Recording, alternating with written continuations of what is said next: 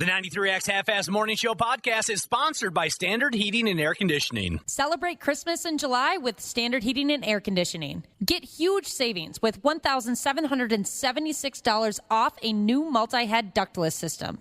Visit standardheating.com to discover all the goodies in Santa's bag. The 93X Half-Ass Morning Show. 93. Today is Tuesday. Happy Tuesday, everybody. Authorities in Pennsylvania recently arrested a professional clown for allegedly promoting prostitution. The man is reportedly devastated that his family will find out he was a professional clown. New research shows that the psychedelic drug psilocybin temporarily dissolves brain networks, an effect previously only observed in viewers of Love Island. These are nicknames for your friend named Josh. Apple Mac and Josh, Josh Kosh Bagosh, Josh Cloth, Squashua, Josh Isley Spaceport, Goshua, Josh Pitt, Peace and Josh Barity, Acid Josh Jeans, Butternut Josh, Joshua, Josh, you wish your girlfriend was hot like me. So when can we start? Now! Showtime.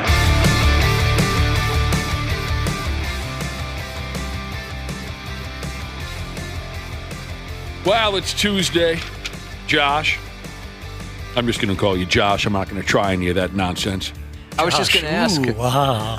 Yeah, that was the best one.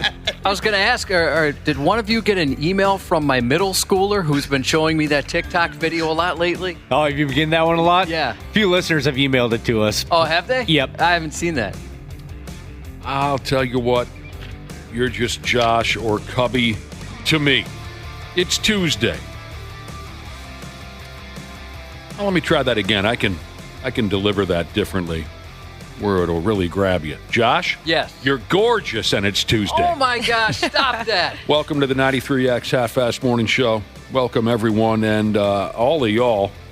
Speaking of good-looking people, I'm going to just focus on the handsome people here for starters.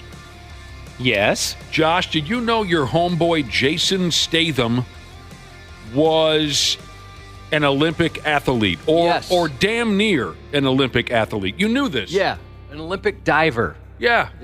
Diver, too. Yep. Wow. You would think some sort of martial art. Yeah. Or like a shot put or discus or something like that. Oh, I wouldn't have gone that way. What made you want to go that way?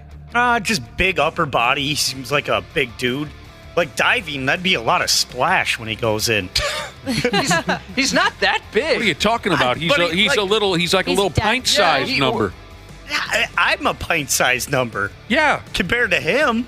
Are you sure? The guy's got some... He's like 5'10". Yeah. What? 5'10"? Yeah. Oh, I thought he was much smaller than that. Yeah, 5'10" seems tall. I was going to say 5'6" or something like that.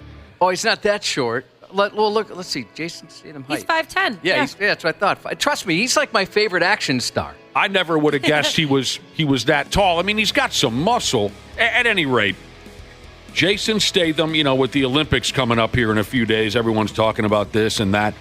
The actor Jason Statham competed in the Olympic diving trials twice. So does that mean he didn't quite make it? It says... yeah, I don't think he made it. No, he didn't make it. He failed. 1988, he competed in the trials.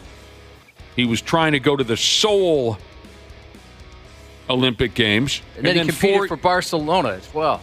4 years later, 1992, he tried to make it to the Barcelona Games. Failed to qualify both times for the Great Britain diving team.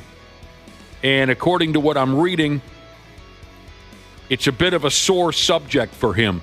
Folks say it was the low point of his life up until The Beekeeper. That actually wasn't that bad. Yeah, I enjoyed it, but I enjoy it. I'm like you, Josh. I enjoy anything with him in it. I'll watch anything with him in it. He's my favorite action star. That wasn't that bad. It really wasn't.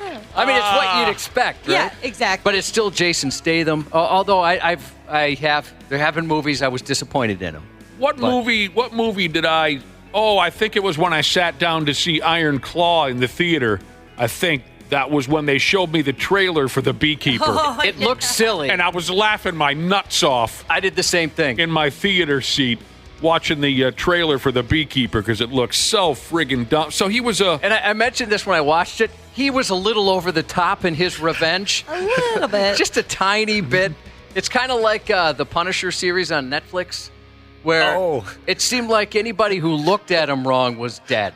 Yeah. It was a bit extreme. But what happens? Some old ladies get swindled by a telemarketer, and he ends up just eviscerating everyone in town. That's His exactly favorite it. old Yeah. lady, too. Yeah. That's great. It makes sense that he was Olympic athlete because isn't he one of those guys that does like all of his own stunts too? Yeah, I don't know the percentage, but he does a lot of them, sure.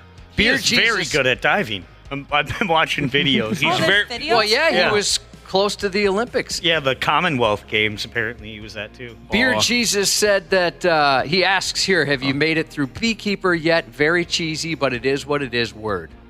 It's got to be better than Crank, right?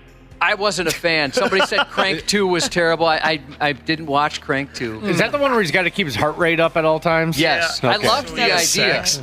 Yeah, the sex in front of other people is where it lost me. I've seen a couple clips, but I've never, And never whose watched heart, that movie. whose heart has ever raced during sex? You're trying too hard.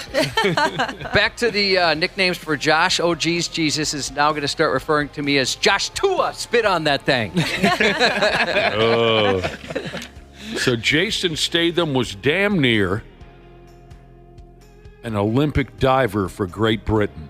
And people are texting in. You know, he does dive in several of his movies. Right, I was going to bring up The Meg, which I enjoyed those. Oh, I like those ones, yeah. The Meg, isn't that a giant shark? It is. Yeah, I watched that one. Megalodon. I watched that one. Never saw it. You ever seen a pool or a diving board mangle anybody? Oh, no. Yep. I haven't. Yep. I mean, Diving board. Not in person. I've certainly seen videos where people crank their head or something, but in person, no. In person? Oh, God. I've also been one of those people. What did How you bad do? were you Just hurt? smacked the heck out of my head on the diving board. Did What you were you- actually Because dive? You fell forward? No, I wasn't. I just slipped. Oh. Like when you go to get ready to jump. And Sure. Then, yep. So does it count the diving board if it's right above the water? Are we still calling that a diving board? I'm not versus sure what. just a plank. You know, the one that's just right above the water. That's versus what I being, was talking about. So Yeah, sure, whatever. I mean, It's something. got the springboard, you know, it's all spring. If it's meant to spring you into the lake or the pool, then sure, it's a diving board.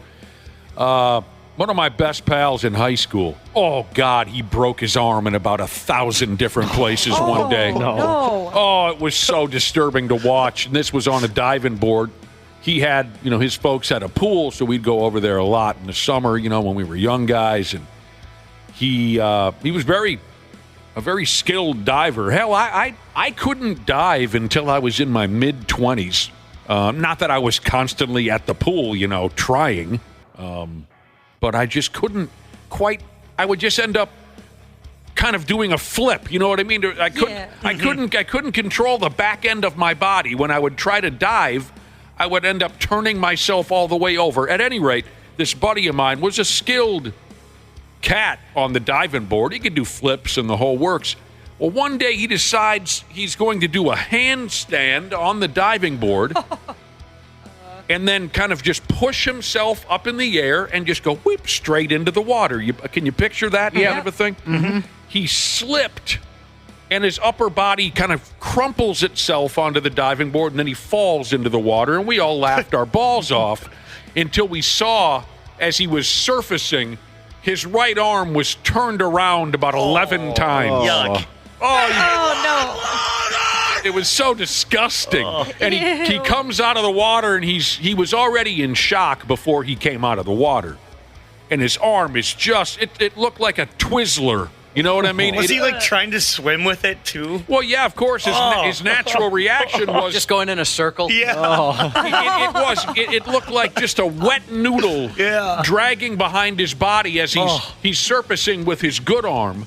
And in the end, he had a few fractures, a spiral break. He vomited a bunch of times. It was just horrible. geez. So maybe in hindsight, attempting a handstand on a slippery surface was not the best idea. Apparently not. Well, he had done it before.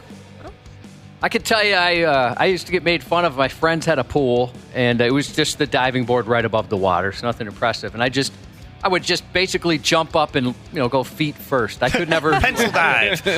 So can you dive to this day? Can you dive? No, I've never been able to actual dive. Just jump off the board. That's about it. It's tough. It is. I get made fun of because I'd plug my nose, and because I can't figure it out. You're one of those nose pluggers before you get into the water? Absolutely. Really? Yeah. Why? Because I get water up my nose every time. I can't figure it out. That is frustrating. I haven't figured out how. I tried blowing out as I go in the water, everything, and it doesn't matter. So when you jump into the water, still to this day, you've got to boop. Well, I don't remember the last time I've been in a pool. I mean, I don't think I've been in a pool since I was maybe in my early 20s.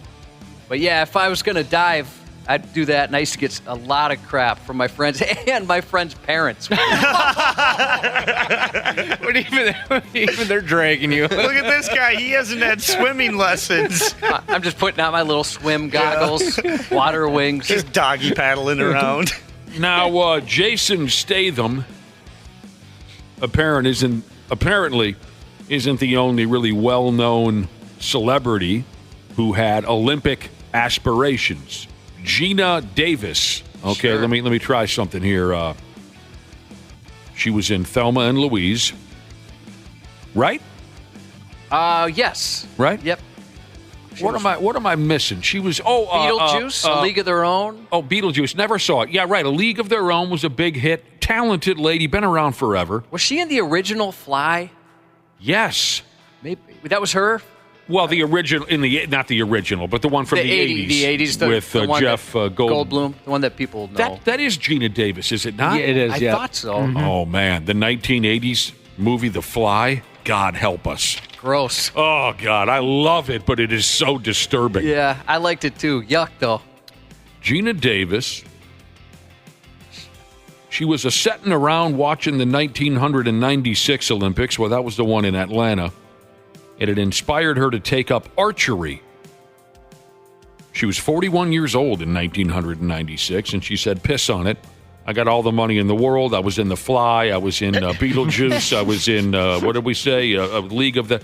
I'm gonna go ahead and practice archery and see if I can make the stinking United States Olympic team. She practiced 5 hours a day, 6 days a week.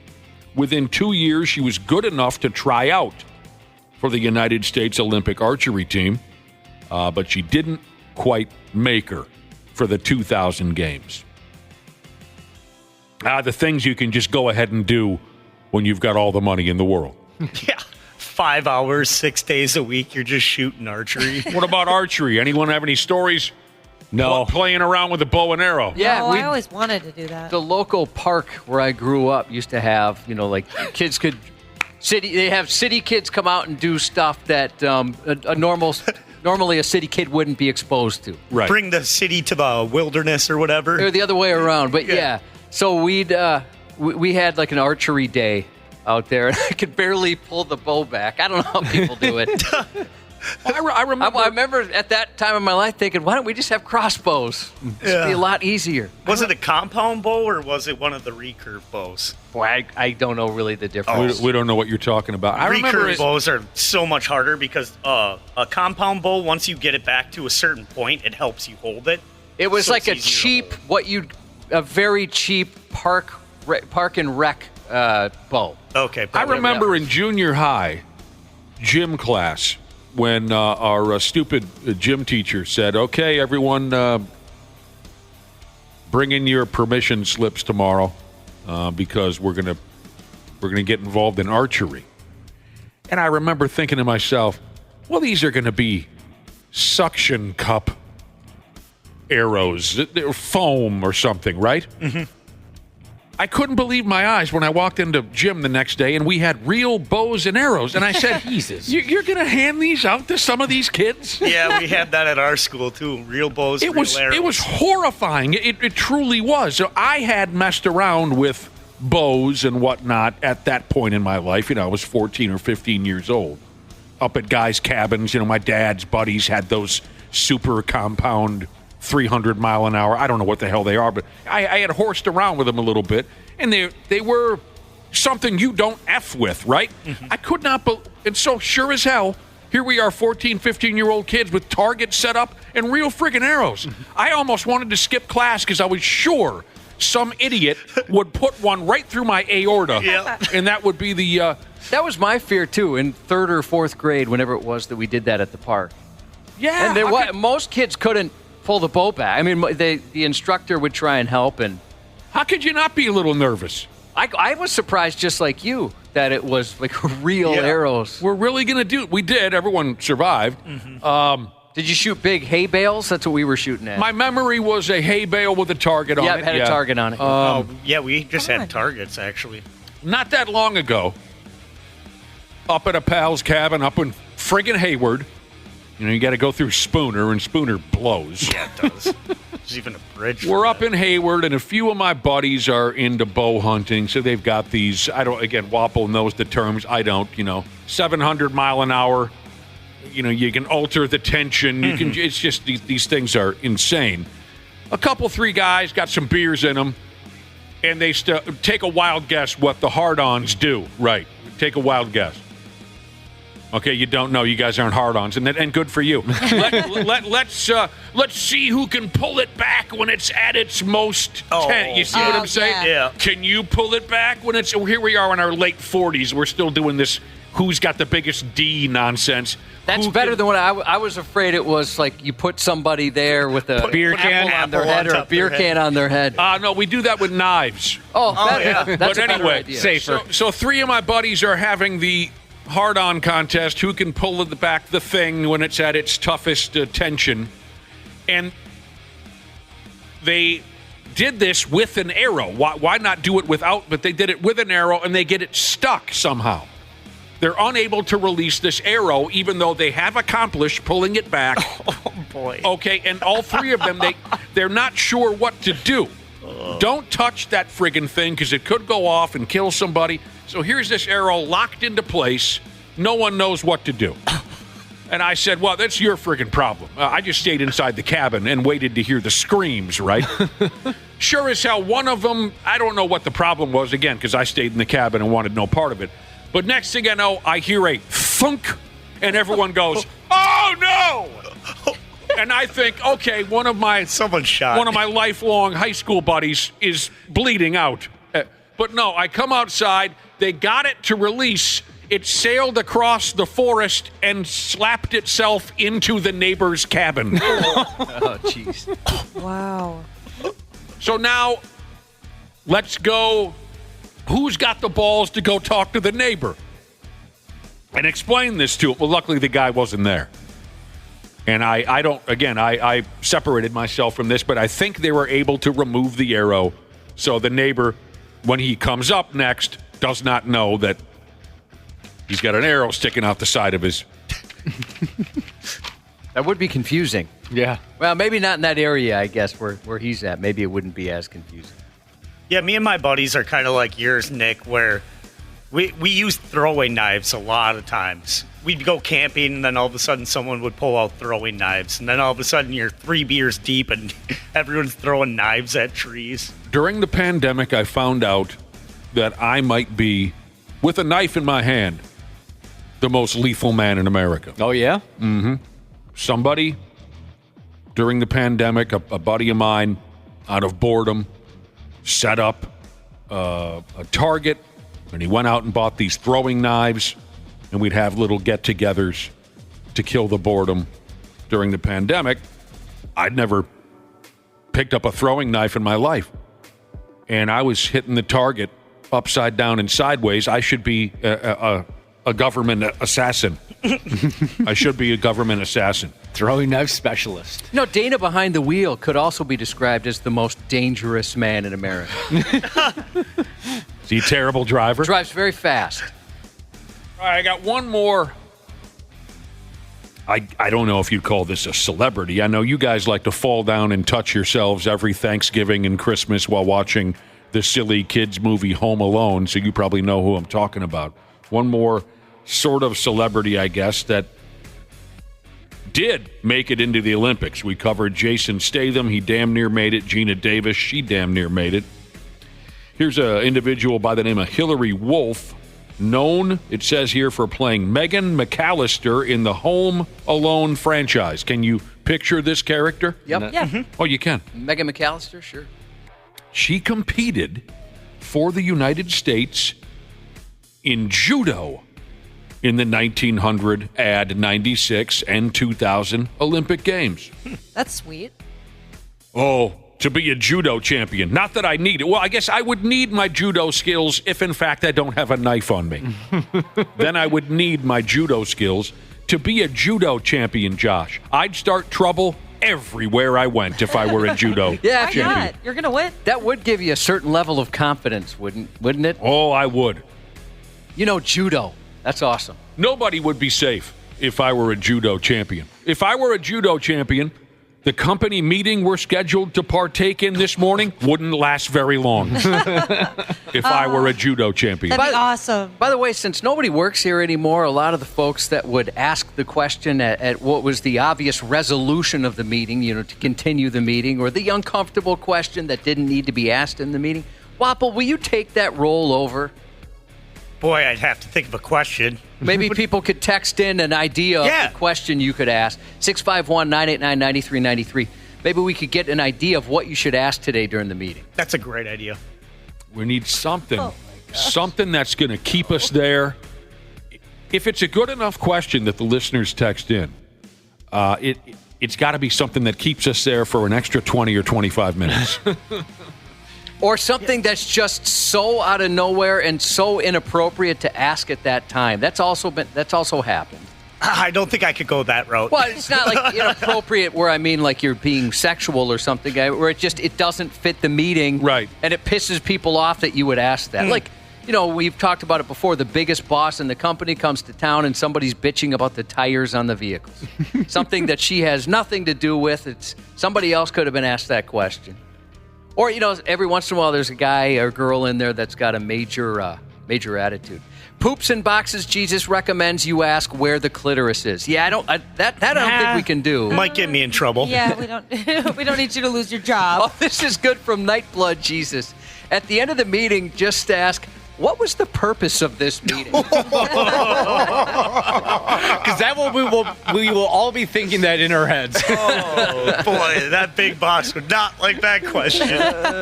Don't be afraid of the big boss. Dude, if you asked that question, I would die laughing. That'd be my last day on earth. Hey, Wapple, look over here to this studio. Yeah. You see Cubby and I? Yep. We're the real big bosses.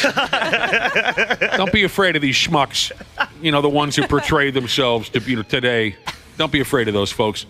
They don't run things around here. Josh and I do. I look forward to seeing what our listeners come up with. We need a stupid question that Wapple can ask at the ass end of today's company meeting that's going to keep us there for another 20, 25 minutes. I like the idea of it being wildly separate from what we've been talking about. You know what I mean? Has nothing to do with the meeting. And if it was a complaint, it would be even better. Something that has nothing to do with any. Only in America, Jesus has texted in.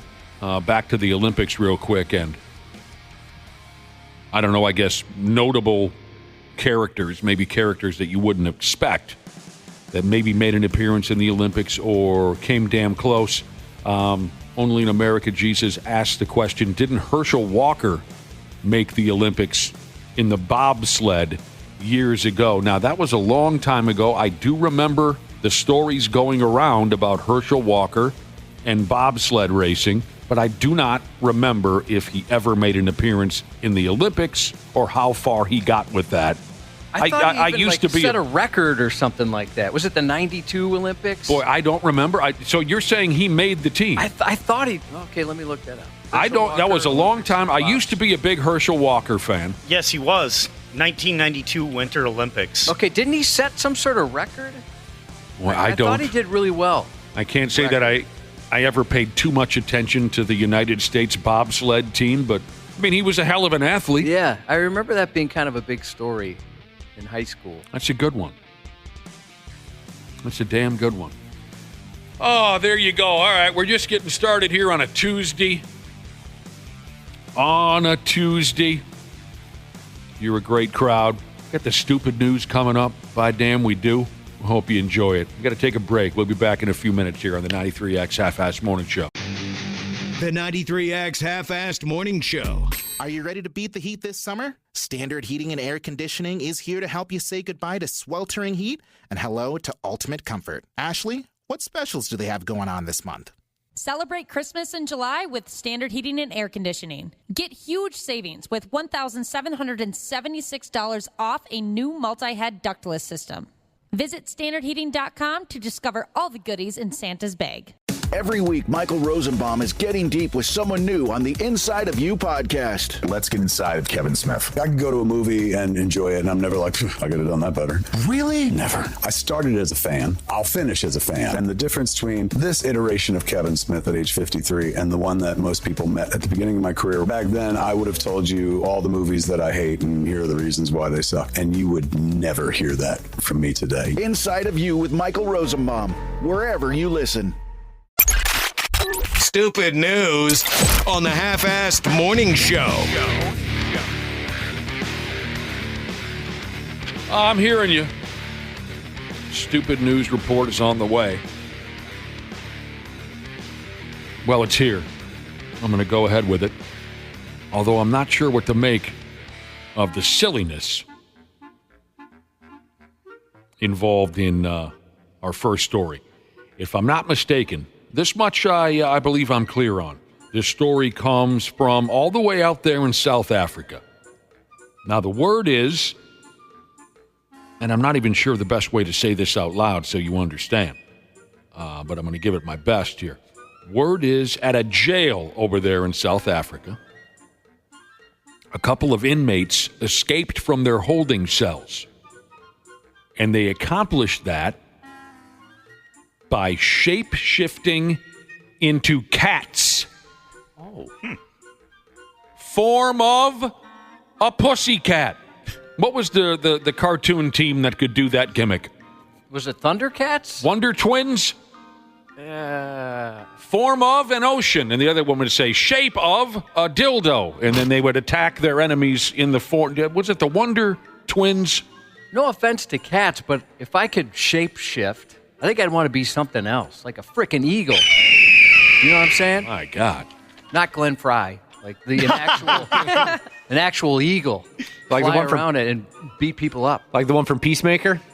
Eagly? Eagly, yeah, that'd be Eagly. I couldn't think of the name. Thank you. Someone text me. Yeah, it says Wonder Twins. Wonder Twins. Yeah, it was a guy and a gal. Oh, yeah, Wonder Twins activate. That's yeah, right. Superpowers activate. Whatever they say. Zan and Jaina. Yeah, something like that, and they could shapeshift. In this case, according to the story, a couple of guys were able to escape from their holding cells in a South African jail by shapeshifting into cats.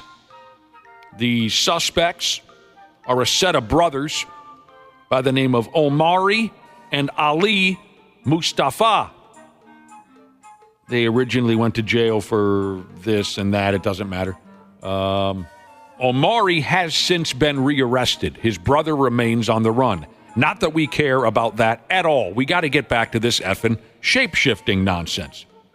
So, the story says the two brothers were locked up in their cell. But when it came time to pull them out of the cell for some reason, I don't know, maybe they had to hose them down or whatever. It came time for them to be pulled out of their cell for some kind of a task. When the cops, the guards, came around the corner to their jail cell, they gone.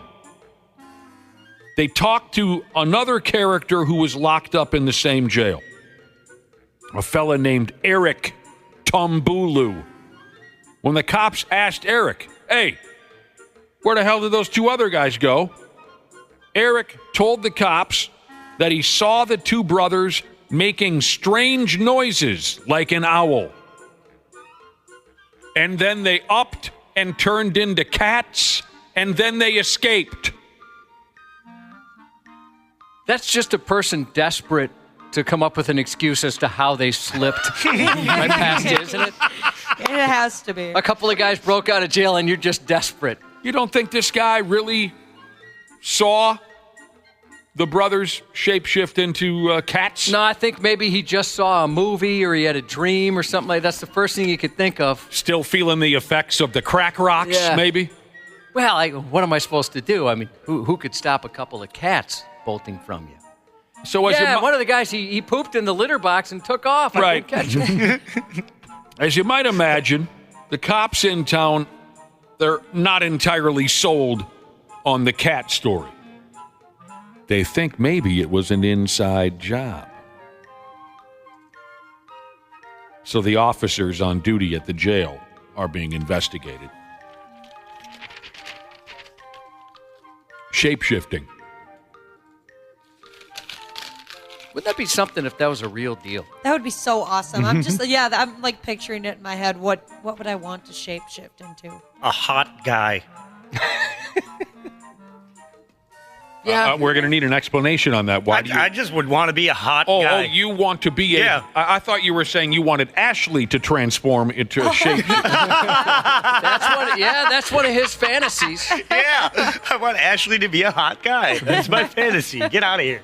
How much would it How much would it suck if Animal Control shows up and neuters one of these guys thinking it's a real stray cat? Oh. That would be bad.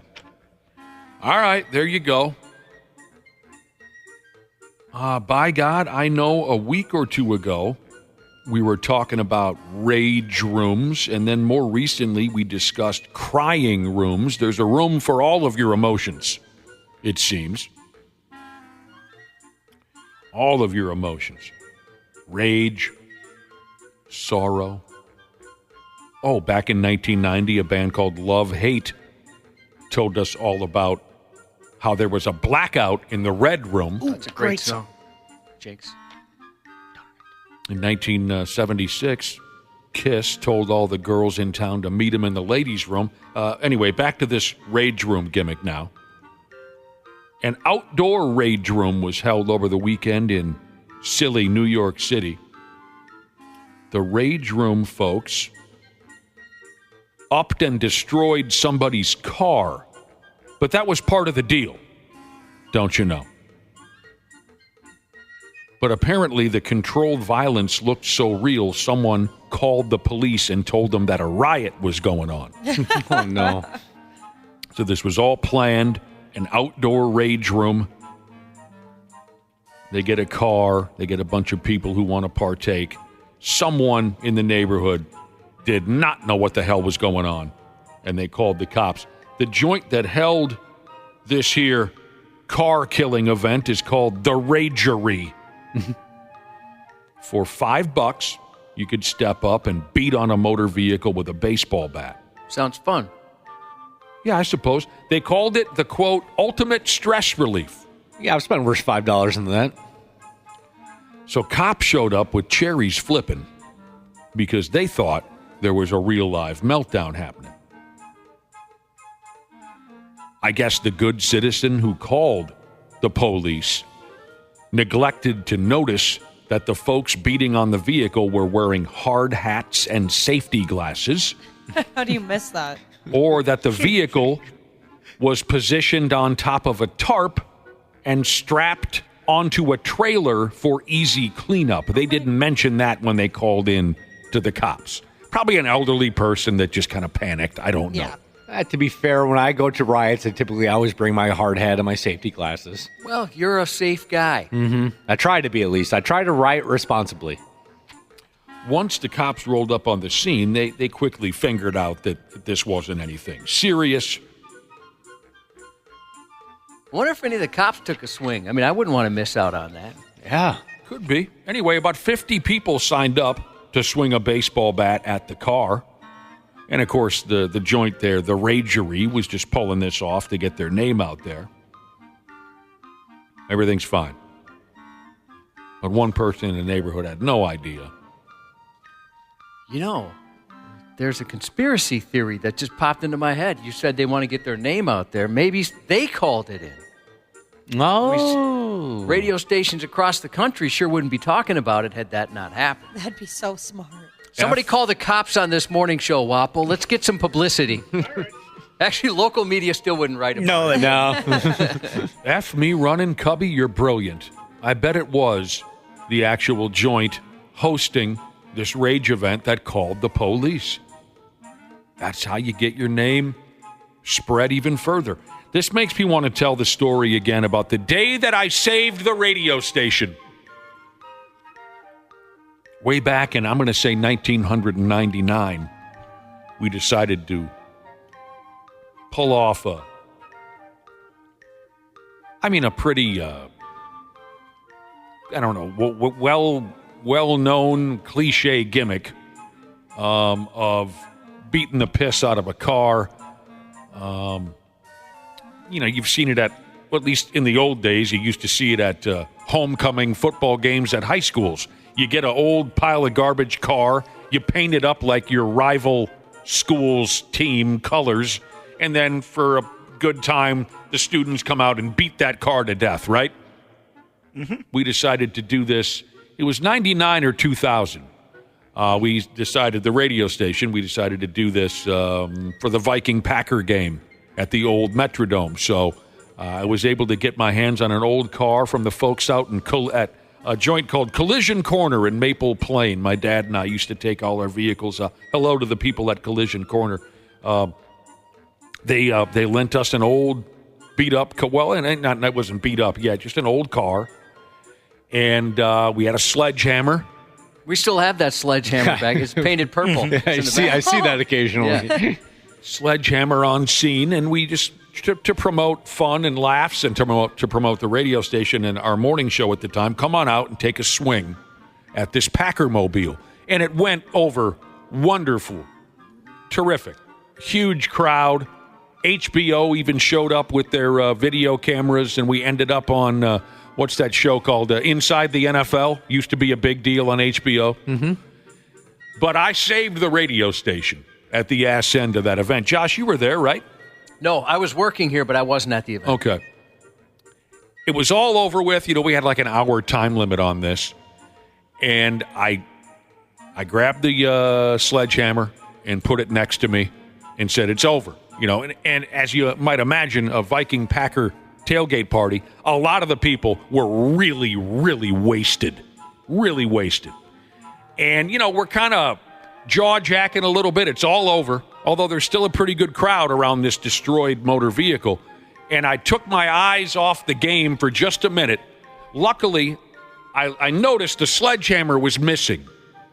And I looked to my right, and there is an individual with the sledgehammer in hand who is so drunk he can barely hold himself up. I mean, he looks like he's seconds away from being unconscious, but yet he's got a grip on this sledgehammer.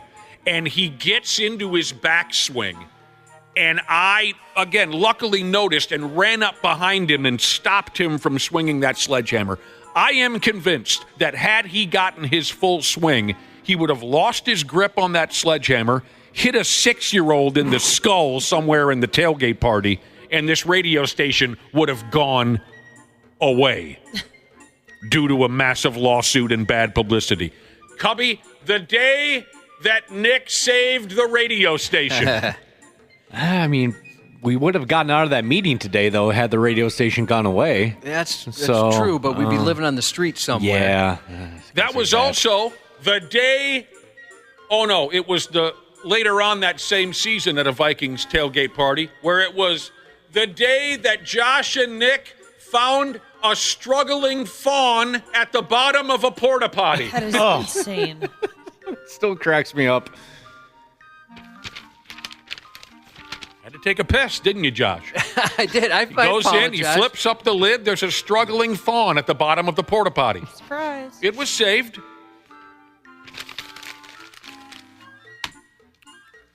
Were we playing the Peter Gabriel song Sledgehammer? A listener wants to know. No. Was that our podcast editor texting in? Please tell me you didn't play it. I would have been so irritated had that been happening the entire time. The Peter Gabriel song Sledgehammer. I like Peter Gabriel. Oh, nobody likes Peter Gabriel. Especially you don't like Peter Gabriel? No. Oh, my gosh. In Your Eyes? I like it. Oh, I hate that song. Come on, man. Really? Yes. I like that song. I like a guy by the name of Phil Collins. That's the guy. Phil Collins. Phil Collins is good. I don't think there needs to be a rivalry. Your eyes, the light, the heat. Your eyes, I am complete. Shut up. It's a banger. Well, banger maybe is the wrong word, but it's a good tune. That's a great question. Were we playing Sledgehammer by Peter Gabriel? No, we were not. No, we can't. Remember, we can't play licensed music too often around here. Oh, no. They're asking if we were playing it during the Sledgehammer. The car event. Yeah. I thought they meant while we're talking about the story. No. When the event. No. All right. Here's some real live rage for you. And you don't need to look far these days to find real rage. In Ohio, a lady got herself arrested for allegedly smashing the windows of an ice cream Cybertruck. What? Now I've been seeing more Cybertrucks lately. Oh, you I didn't think I'd ever see one. I've never seen one in person. No, never Who knows? saw I mean, it. it could be maybe the same dude running around town I just happened to see, but... So you folks have seen in person a Cybertruck. In this case, it was an ice cream spitting Cybertruck going around. Well, it wasn't actually at the time going around a neighborhood. So what have you seen, Josh? A Cybertruck that Just does... a Cybertruck. Well, what does it do? It's a Tesla truck. Mm-hmm. And they converted this one into an ice cream truck. So what does the Cybertruck that you... So you mean there's no one behind the wheel? No, there's somebody behind the wheel. I'm saying I've just seen people... Well, at least one person a few times. I've seen Cybertruck a few times. But what does it mean to be a Cybertruck? It's Tesla's pickup truck. It's like a smart truck. Like an F-150 is Ford's. Oh. Cybertruck is Tesla's. I didn't think it was a brand name. I thought it was just a nickname for a fancy vehicle that... Do you see what I'm saying? Yeah, no, it's a model like of Tesla. Yeah. I see what you're saying. Okay. I thought it was just... I think you know what I mean. A driverless truck. Well, I didn't initially think a driverless truck. You know what? I'll just have to move on. You were picturing like a Transformer or something. Something like that, yes. Or it was a distinction like an SUV. In this case, this was a vehicle. I was picturing that it'll spit ice cream at you without a live human being there to take your money. So with that idea, should I throw that idea out of my head? Mm-hmm. Okay. That would be cool, though. That's what I thought they meant by a Cybertruck. An ice cream Cybertruck would be a vehicle where you just put your credit card into the side of it and it'll spit an ice cream cone back at you. That's what I was picturing. I was wrong. Here's your ice cream, kiddo. Right. That's what I had the whole thing wrong. Now, I don't want to offend anybody who may have a Cybertruck, but they are absolutely awful looking. They are terrible looking. So stupid. So stupid. Yeah. But you know what? If you have a Cybertruck, you've got so much money, you don't care what anybody says about your Cybertruck. Yeah, I know my car looks stupid, but I got a lot more money than you, bud. Heck yeah. Apparently, a 29-year-old gal beat the piss out of one of those damn things, a Cybertruck. You got to look one up. Okay. The owners of the truck, they run a joint called Cyber Cream, and I know what you're all thinking. I do. Oh, I don't know if you know what I'm thinking. Ice cream isn't what comes to mind when you hear Cyber Cream. Oh, you know exactly Said what out I'm loud. thinking. Yeah. Yep, you nailed it. Cyber Cream is an ice cream company. They sell cones and whatnot out of this modern-looking vehicle. So from what I understand, the vehicle wasn't in the process of touring around selling ice cream to ungrateful, entitled children. It was just sitting in its owner's driveway. According to the owner of the Cybertruck, he was alerted to the sound of glass breaking by his home's Ring camera. When he went on outside, he saw a woman who had driven up into his driveway get out and start beating on the car, which apparently had 2 children inside of it. Oh, geez. Why did the Cybertruck have children inside of it? That sounds suspicious. Didn't you used to kind of in your parents' driveway or whatever sit in the car and play? Yeah, I used to pretend that me and my niece at the time were like going to the mall. We're playing teenagers. Yeah, okay. That's twice now in the story where there was an easy answer that completely evaded me. The crazy lady then got back into her own car. She got back into her own car, and she got the hell out of there. Police found her. They arrested her. The man who owns the Cyber Cream machine says he's not going to press any additional charges against the woman. He says he's never seen her before. She went berserk on his cool electric pickup truck. The damage done to the Cybertruck ice cream vehicle was bad enough to where he and his wife will be unable to continue running the business that only got up and going in May. It's over. Dude said within 30 seconds, our business was torpedoed. That's too bad. Over before it even got started, Josh. You know, you have a vehicle like that, unfortunately, it does become a target. Mm-hmm. There's like whole, a buddy of mine, he's got an electric vehicle, and there's like whole Reddit threads, he said, of people with electric vehicles talking about how their car was targeted one way or the other. Oh, jeez. And like some folks just run around unplugging them if they're charging in public places. I've heard of that. Yeah. People are attacking electric vehicles just because they don't like them? Yeah, I guess. So is that maybe what happened with this lady? It's just such a remarkable vehicle as far as it stands out so much. Maybe that's what it is. Sorry it was so painful there for me, but I've never heard anyone say out loud Cybertruck. So it's like Ford F-150. This is Tesla Cybertruck. Yeah. Okay. You look it up. A lot of people are making the joke about how raccoons are breaking into them because they get them confused with dumpsters. I guess I got to see one of these damn things. All right, how about a dose of violence stemming from an overwhelming feeling of entitlement? That's also very hip these days. You know it, I know it. This time in Georgia, a lady and her daughter have been arrested for tuning up a Sam's Club worker lady because the Sam's Club lady refused to make mom and her daughter a pizza pie when they walked in 2 minutes before closing time. Sam's Club does have really good pizza. Do they really? Yeah, I absolutely love it. My mom even used to get it for like our birthdays growing up. Oh. I'm new to Sam's Club. I haven't tried the pizza yet. Welcome to the good side. Thank you. There's a cellular telephone video of this incident, of course. The employee who was attacked said that she and her coworkers were preparing to close Sam's Club, and then here come the derelicts, mom and daughter. They walk up 2 minutes before closing time. 2 whole pizzas, they said. When the worker told them it was too late to place their order, the mom and daughter and one other kid started calling her names. Then the mother walked behind the counter into the kitchen and punched the worker lady in her face. Jesus. I don't know if I'll ever understand that type of person. Nope. You impossible. can't figure out crazy. Sometimes, Cubby, you can't. So mom punches the lady in the face. The daughters get in there too. This must be one hell of a neighborhood because a couple of other people got involved and it was just everyone swinging for the fences. It was just a total goat F. The stupid mom was arrested.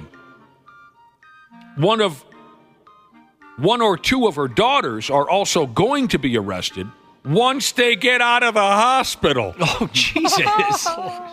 So the 2 daughters got knocked around pretty good during that Sam's Club scrap. You know, I don't think I'd get the support from my children if I went and punched a Sam's Club worker. They'd probably turn on me pretty quick. I have no idea who that man is. Yep. Your stepkids? Yeah, well, they're any of them. Yeah, stepkids, my youngest. None of them would support me. Oh, my godson. He'd be the first to turn on me, I think. See, I think he's still got a chance. I do. Your stepchildren are, they're ungrateful, and they're not ungrateful. I would rather. You've been bringing them around a lot lately to events. As your best friend in the whole world, I'd like to ask you to stop. Really? Yeah, I don't. I like having them. I don't like being around either of them. You don't? No, because of the way they treat you. They do pick on you. They're my biggest bullies. And it is funny to watch. Yeah. Okay. I asked my stepson, I was like, hey, excited to hang out with me? He's like, no, not really. My godson said that? My stepson said that. Oh, your stepson? No, not too much. I just kind of want to hang out and have a couple beers more than anything. Plenty of people have been texting me pictures of this Cybertruck. And this looks like, to me, no offense to the people at Tesla, I know very little about what you do. I hear the name a lot. This looks like a project that some kids made in auto shop class in 1985 in tribute to the movie Back to the Future. It's true. Yeah, I remember everybody was so pumped, when they announced this and they were going to have the debut, and then it rolled out, and most folks were like, what the hell are they doing? Is this a joke? Yeah, come on, that's not real. Are we getting punked right now?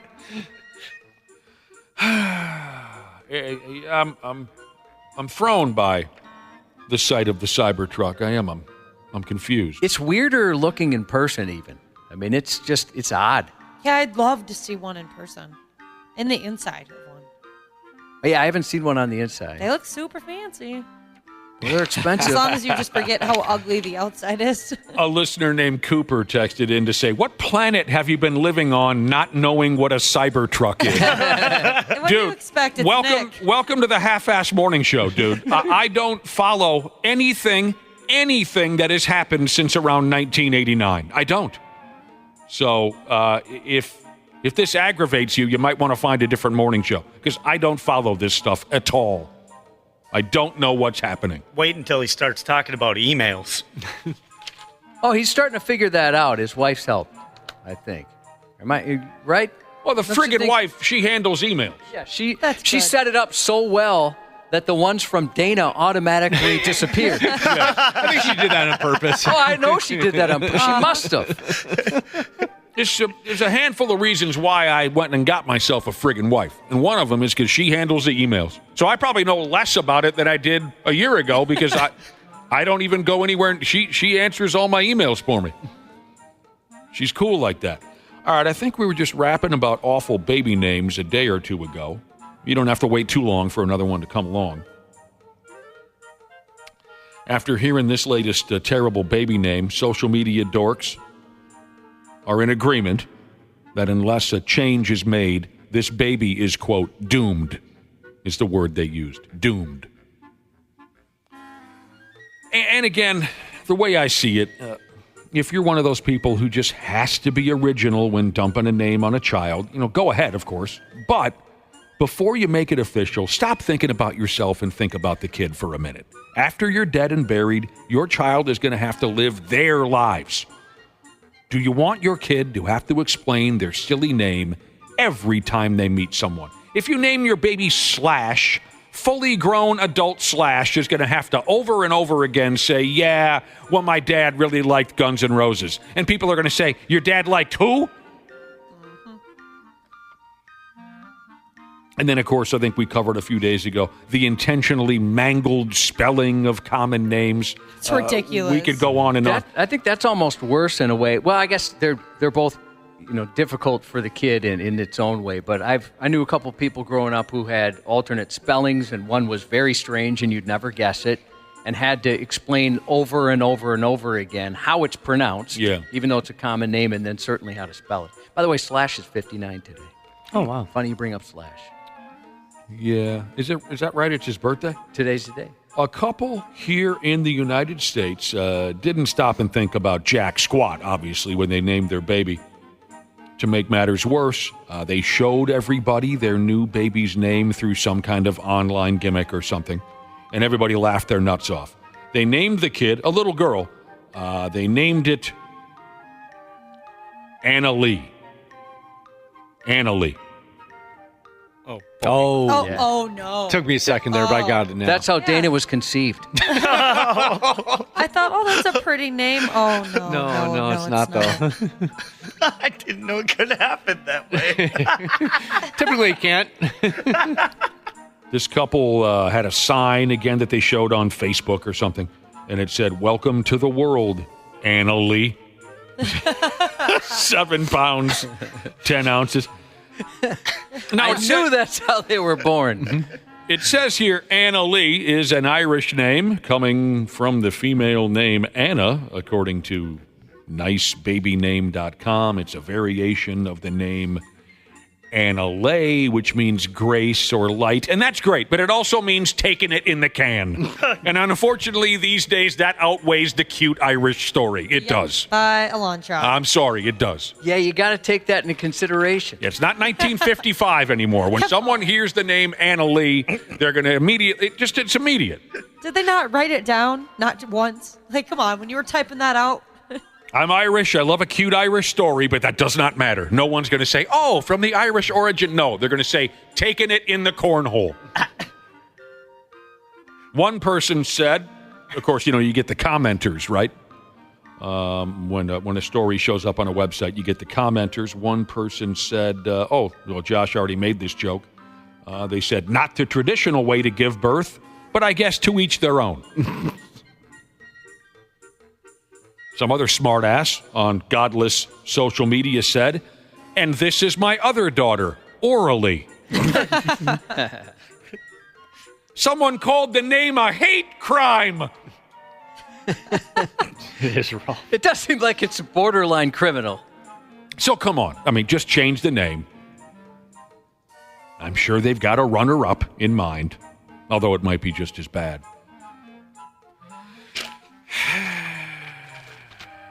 Yeah, it's not too late to change that name. And on the topic, we'll close things out. This sounds like a sweet gig. I'd be great at this. Baby name consultants are raking in $350 a by God hour. They are. Fun. I'd love to do that. I don't know if she makes that amount of money, but I know a baby name consultant. That's not all she does, but she does that as well. With all the terrible decisions that people are making with naming their babies, I'd be the best at this. I'd shut everything down. I'd squash all of the latest baby naming trends. What about naming my kid after a city? No.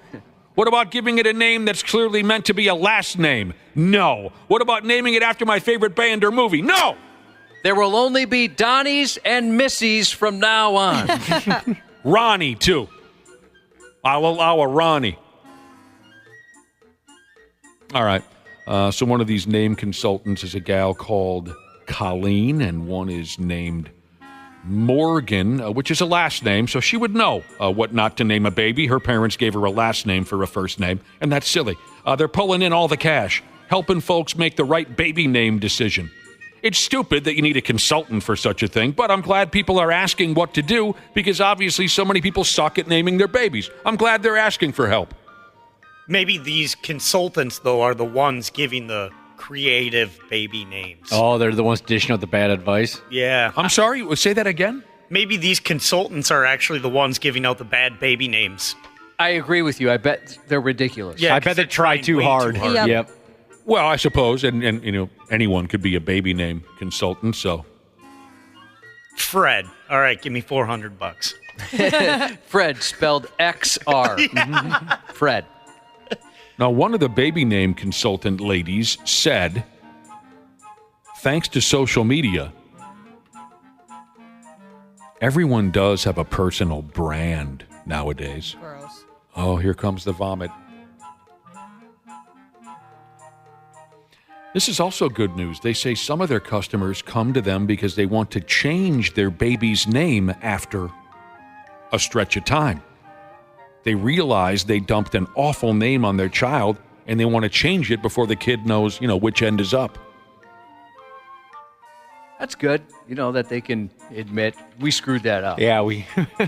Again, the whole concept is ridiculous, but at least some of these people are coming to their senses.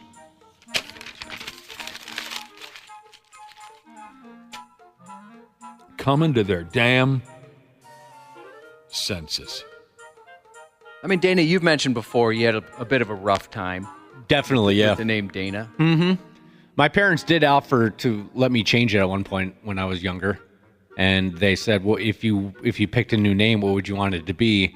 And I said Nintendo. And they said, okay, we're just going to stick with Dana. Is that true? Mm-hmm. You really did? Yep. You didn't go with like Skeletor or something like that? That was my first idea off the top of my head was Nintendo, and they said, okay, we're just going to stand pat with Dana. Never mind, kid. Yep. That's me running. Surprised you didn't go like Yoshi or something. Yeah, Yoshi wasn't around back then. This was still elementary school. Super Nintendo hadn't come out yet, Wapple. I'm an old man. You got to remember that. I've got a friend that calls me Yoshi all the time. Really? Yeah. Why? Josh, I guess, close. I'm not sure. You see where he's going with that? Yeah. Mm-hmm. Yoshi. All right, it's time we take a break. So, Josh, to the half-assed morning show, Cybertruck. The 93X Half-Assed Morning Show. They got their heads up their ass. On 93X. Sports. On the 93X Half-Assed Morning Show. I'm at the Paris Olympic Games and they once again have these cardboard anti-sex beds. When I tested them last time, they withstood my testing. Maybe I wasn't rigorous enough though. Nope, they passed the test. It's fake. Fake news. We can all relax and finally get a good night's sleep. Some Olympic athletes made a silly video, not the kind of video you might be imagining, but the athletes demonstrated how the beds they'll be sleeping in over there at the Olympics are able to handle sexual intercourse. Thank God. They don't fall apart. It is great news. They don't fall apart like we've been told. I was really worried they weren't going to get laid over there. What you heard there was a cat, a couple of guys. One guy, Tom Daly, a European diver. European? Well, where's he from? And an Irish gymnast by the name of Rhys McClanahan got into their Olympic Village rooms over the weekend, and they were testing out the myth about their beds being fragile and not sex-friendly. They stood up on the beds. They jumped up and down. They did their Olympic, gymnastics moves on the bed. They got into sexual positions, and everything was fine. It didn't collapse. They can fold each other in half. You know, it's been a while, and I'd imagine it'll be a while before I could test this out, but I don't think our bed is ready for sex anymore. It's falling apart. Oh, no. Anytime you roll over or something, you just hear the cracking of the slats beneath. Oh, no, that's not good. You and the wife have given it a terrible beating over the years. Well, I think it's just, years of kids jumping on it, and it's finally said, we're done. Oh, and her weight problems. She has put on quite a bit of weight. And you know she was already up there. Yeah. Hotter than ever. You guys have driven it to the point of no return, that old bed of yours. Boy, I was in a bed once that gave way. It's a scary thing. Oh, I bet. You better hope there's not a dog or a cat or your foot down there. Oh God. Our bed's kind of high up, too. I was on a bed that gave way, and I thought it would be a lot of laughs, to bang a bed into submission. Yeah. But in the end, it was very frightening. And we're both, all 4 of us were lucky that we got out of there. Many believe that the whole purpose behind using cardboard for these Olympic beds instead of traditional bed frames was to stop the athletes from trading STDs during the Olympic Games.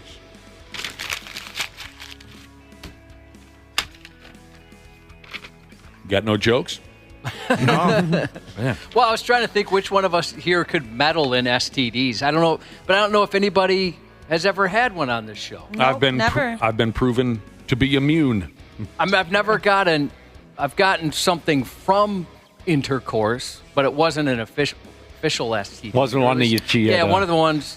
I got. What are they? Bladder infection. Oh, okay. So I don't. That sucks. So it happened during intercourse, or from that, but I don't know. Would that be considered an STD? Nah. It's not. I think if there's an STD club, I'd be like sitting way in the back. Mm-hmm. I mean, the guy that just barely made it in. I've been very lucky. Real quick, a couple of text messages came in to me here. 651-989-9393 if you want to get a hold of us. A couple text messages came in on the Cybertruck, the Tesla Cybertruck. This is the first I've heard of it this morning. And I got to look at it. You guys all said you got to see this truck. It's silly looking. I got to look at it, and you're right. A couple text messages. One listener said, Cybertrucks look like something a sixth grader would create for the Pinewood Derby. Yes. Yeah, it does. That's a great text. And this text I really liked. Cybertrucks look like it would be featured in the video for Money for Nothing by Dire Straits. Boy, I haven't seen that in a while. But I know the video very well, and they're right. It looks like a skip.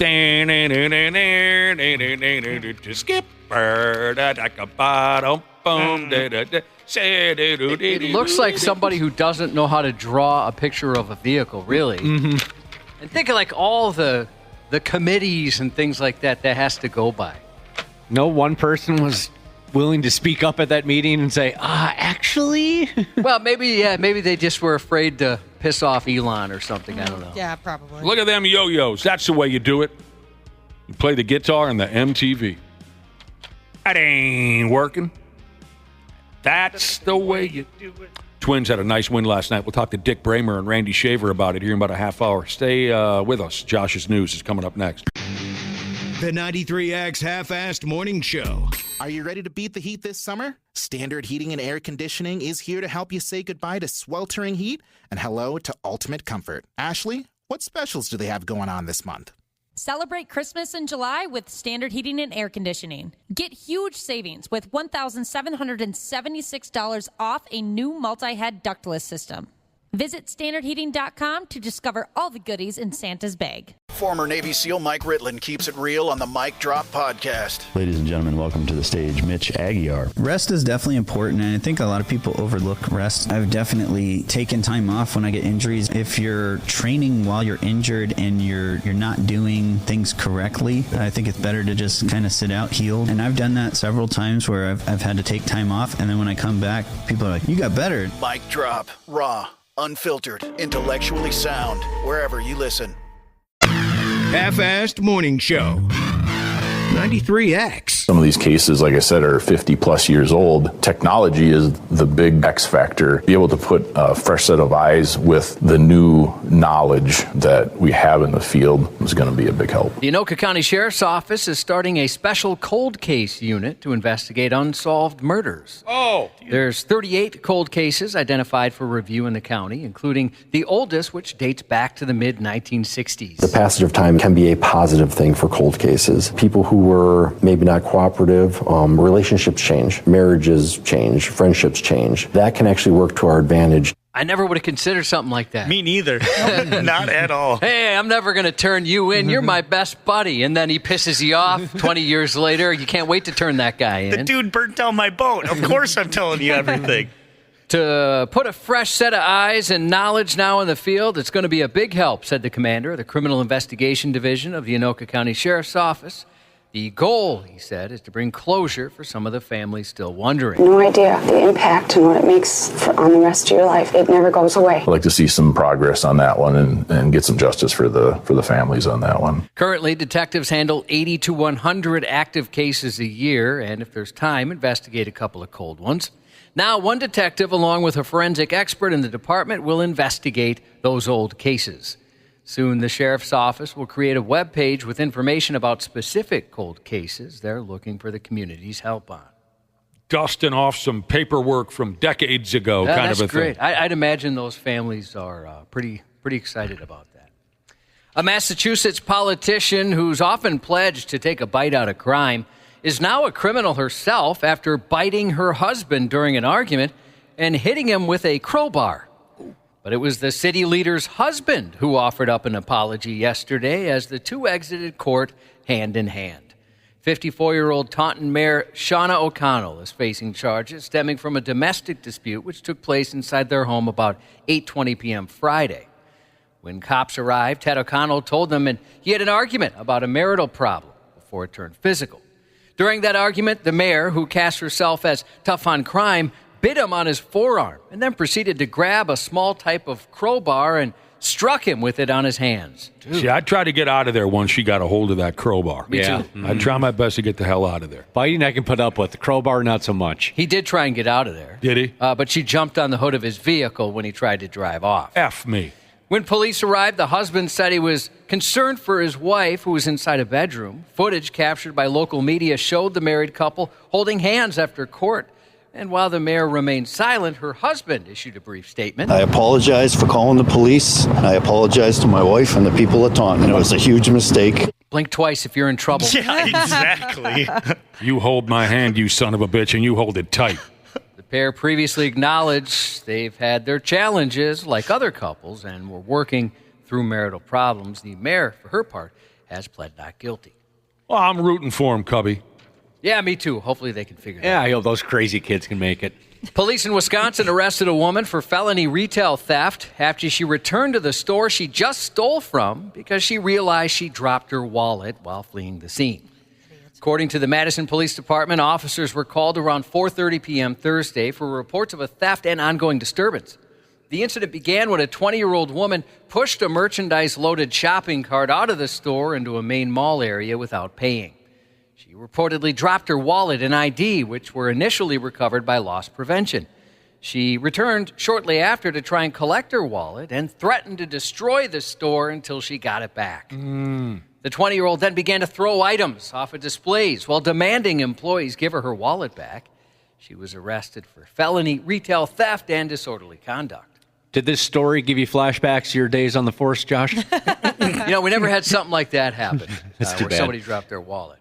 But yeah, thank you for bringing that up when I towed that thin red and khaki line as asset protection for Target.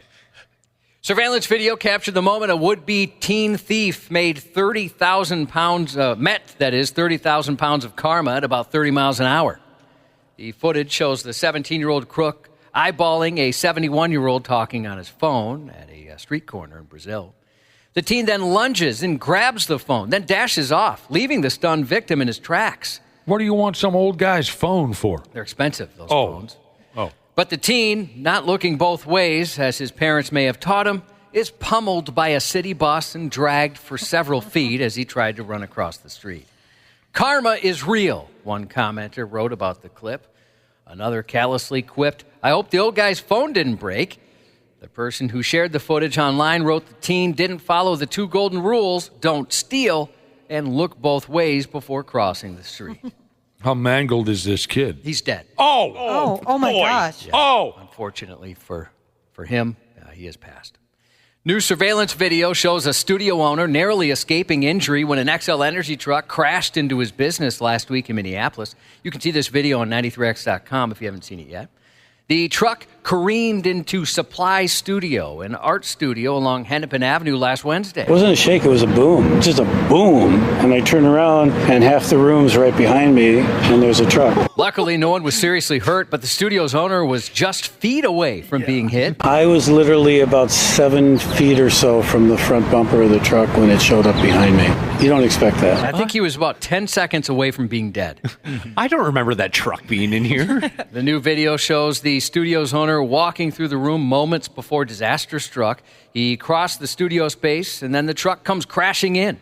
According to XL, the passenger side of the driver's work truck hit newly installed concrete base structures, sending the truck into a building. Then in Pennsylvania, a FedEx driver crashed his vehicle into a utility pole while drunk. The 46-year-old was driving his route about 3 p.m. last Tuesday when he dropped his cell phone. I didn't know those guys were drunk. Well, this particular guy was. Oh. According to, I don't think most of them are. Is that against company policy? Well, I don't know. I haven't read their company policy, but I'd imagine it's in there. According to police, while attempting to retrieve the device inside the vehicle, he left the road and crashed into the pole. Inside the truck, they located a Yeti cup, which contained pink lemonade mixed with vodka. A breath test showed the driver was at a .12. That crash, by the way, cut power to more than 800 customers. Elsewhere in Pennsylvania, more questions arise as the mystery of Philadelphia's abandoned jet skis deepens. A second jet ski was dumped illegally in the city's northern section last week. The unusual discovery comes just 2 weeks after a different jet ski was abandoned on the same street. Both jet skis had the name Kirby scribbled across one side. Weird. Jet skis in downtown Philadelphia. I bet that's pretty noticeable. Yeah, I don't think they're supposed to be there. They don't strike me as big water sports people out there. But I could be wrong. A Wienermobile from Oscar Mayer's Noble Fleet was involved in a rollover crash on a busy Chicago area highway yesterday morning. This is so sad looking. The hot dog in a bun-shaped truck hit a sedan about 11:12 a.m. as both vehicles were heading north on Interstate 294. The hot dogger, the driver of the Wienermobile in layman's terms, lost control and overcorrected, causing the wiener to flip onto its side. Sad looking, you said, Ashley. Yeah. Does it look kind of like a broken pecker? I guess, if you use your imagination. No injuries. I can use my imagination. No injuries were reported in the crash. That's very frightening. That is frightening. They're good people behind the wheel of those Wienermobiles. Yeah, we've been lucky enough to have a couple of hot doggers in the studio over the years. They're so cool and so witty. They're not going to relish this moment. You bastard. Wow. I knew somebody would do that. Stupid. I didn't expect it to be you, Wapple. I didn't expect it to be you. I did. The sweltering summer heat has caused an unexpected problem for flight attendants, exploding soda cans. At least 20 Southwest Airlines flight attendants sustained injuries this summer when trying to open the beverages. Most of those injuries are cuts to the hand, and in one case, it actually resulted in that employee having to get stitches. The airline said it doesn't use refrigerated trucks because they don't provide perishable food on flights, so the beverages are just stored inside the airport. A Southwest Airlines spokesperson said, "We're aware of the issue and have been taking steps to keep onboard beverages cooler, especially in our airports experiencing extreme temperatures." Oh, that ain't right. No. A man's been arrested on suspicion of setting fire to multiple dumpsters on Minneapolis' Lake Street early yesterday morning, damaging a tattoo shop in the process, Oh, my God. unfortunately. Firefighters responded at approximately 3:25 a.m. to reports of a fire at a two-story building where the ground floor unit is home to the ink lab. They found the dumpster at the rear on fire, which had extended to the building and electrical transformer, which kept sparking. After putting out the first fire, they received reports of a man setting more dumpsters and garbage cans on fire in the area, some of which almost spread to other buildings. As employees and firefighters saw the man setting the fires, they called police. There has been no reported injuries. So they got the guy. Yes, they did. They've arrested that fellow. Do you remember a few years ago when you couldn't cross the street without someone describing something as a dumpster fire? Yeah, I still see it every once in a while. It was unpleasant. Yeah. It was an unpleasant time. Cocaine Bear may have been a viral sensation thanks to the movie of the same name a while back, but cocaine sharks are a real thing that keep popping up in coastal countries around the world. The latest cocaine shark discovery comes in the form of a study published last week in the journal Science of the Total Environment. In that study, scientists analyzed 13 Brazilian sharp-nosed sharks captured off the coast of Rio. What they discovered was that in every one of the sharks studied, there was the presence of cocaine. This cocaine shark concern is far from a Brazil-only problem. Last year, New Zealand law enforcement authorities reported they had found over 3.5 tons of cocaine floating in the Pacific. In Italy, 70 bundles worth about $450 million were found floating in $1 million worth, I should say, floating in a raft in the waters off of Sicily. Discovery Shark Week even tackled the topic in the episode Cocaine Sharks last year. During the show, two scientists took a closer look at how all the cocaine washed up on the beaches of Florida over the decades has affected the shark population.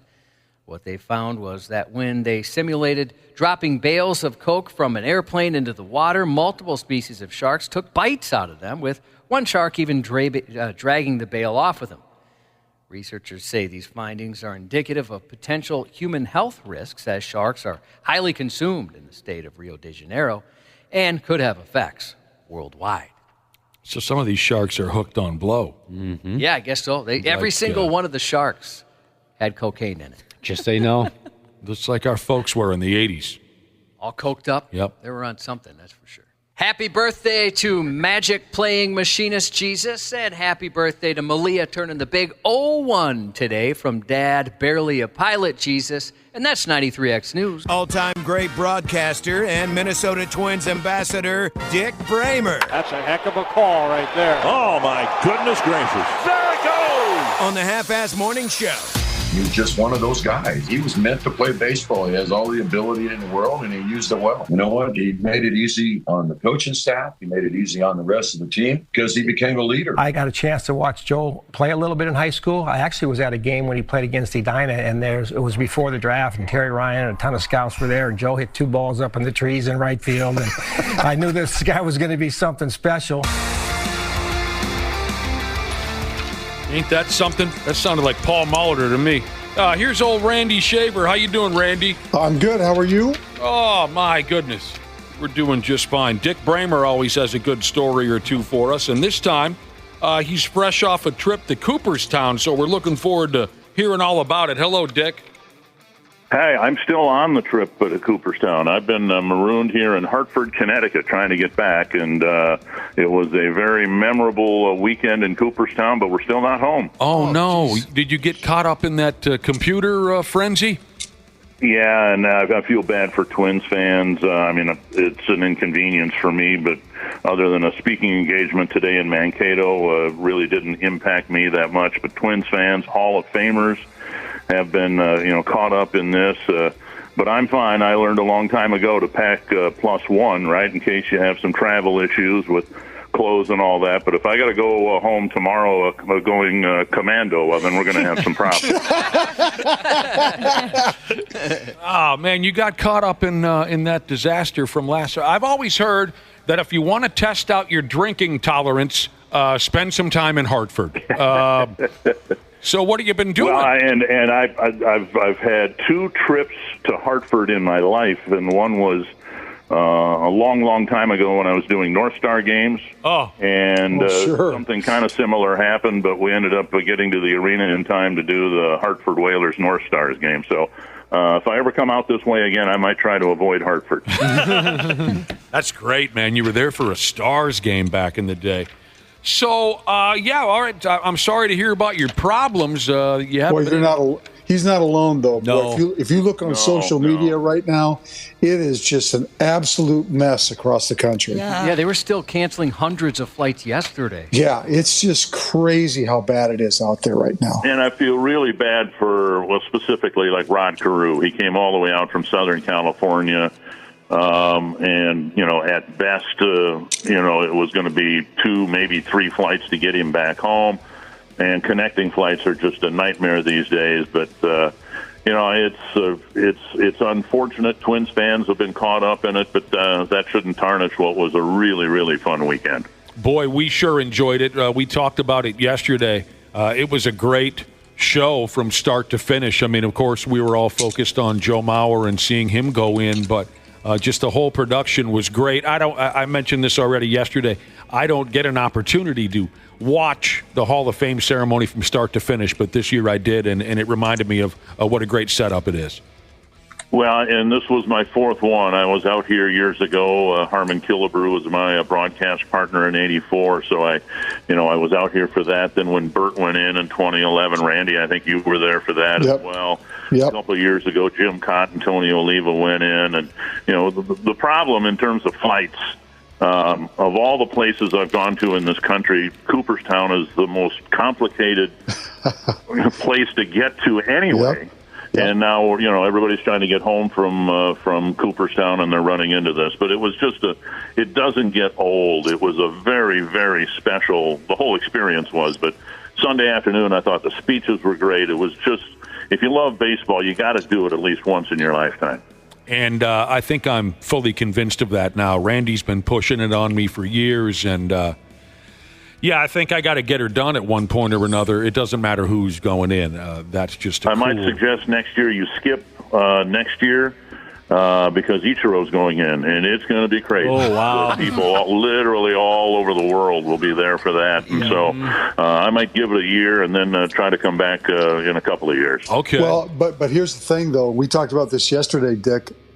I don't think the Twins are going to have anybody in the Hall of Fame for years to come. We were trying to think yesterday. Tom Kelly may be the only one that has some sort of a chance. Probably not, but there really isn't another player who's on deck who potentially could end up there. I saw a tweet from Patrick Royce, who's put one out yesterday, a picture of the Hall of Fame, and said, "I have a feeling it's my last trip to Cooperstown." Mm-hmm. Just because there's not a player. Yeah, I'd like to think that Torrey Hunter has an outside chance, but I think it's unlikely at this point. So yeah, I know what you're saying, and I've thought about that a lot over this past weekend. How the Twins came to Minnesota in 1961, and it took until 1984 for a Twin to go into the Hall of Fame. It was Harmon, and it might be that long of a drought again. I hope not, and certainly.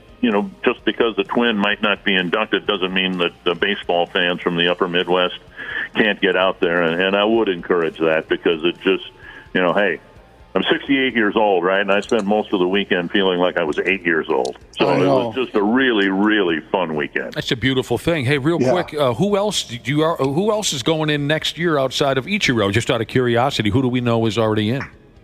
Oh boy, yeah, I really don't know. He's a lock, of course, to be elected, and then the others I really don't know. In a couple of years, it'll be Miguel Cabrera and people like that. And I don't know Miguel Cabrera that well, but I certainly felt connected to him when he kept hitting 3-run home runs against the Twins. So I may come back when he gets inducted. Yeah, it's kind of the feeling that came over me when I saw Harold Baines on Sunday. Boy, Harold Baines always crushed the Minnesota Twins when he was playing for the White Sox. It was always Harold Baines or Ron Kittle that would crush the Twins. Well, that's why I was so happy when Jim Thome joined the Twins so that he would stop hitting home runs against us. Not doing it anymore. So, Dick, was there an all-timer that maybe you got a chance to meet this past weekend that you hadn't met before? Because you've been around these guys quite a bit. Well, yeah, I've met him before a few times. In fact, he was on the air with I think it was Bert and me a few years ago, but I just happened to be out on the porch of the great hotel and ended up having coffee with Johnny Bench. So that was pretty cool just to have a non-baseball experience with him. I think he's going to be in the Twin Cities this weekend for the 3M golf tournament. But, I mean, it's the only place in the world where you can, walk. As I maybe mentioned last week, you're walking out to get a burger, and there's Wade Boggs, or there's Johnny Bench, and it's just a wonderful place to be because you don't know who you're going to run into next. Oh, that's awesome! It looks like CC Sabathia could be in next year. It's Billy Wagner's last chance. Billy Wagner, okay. Carlos Beltran, okay. Chase Utley could possibly. All right. Well, I mean, regardless, like Dick was saying, it doesn't really matter. Every baseball fan should make that trip. And I love baseball. And, again, watching the entire show from Sunday, it convinced me I got to do it. I just got to do it.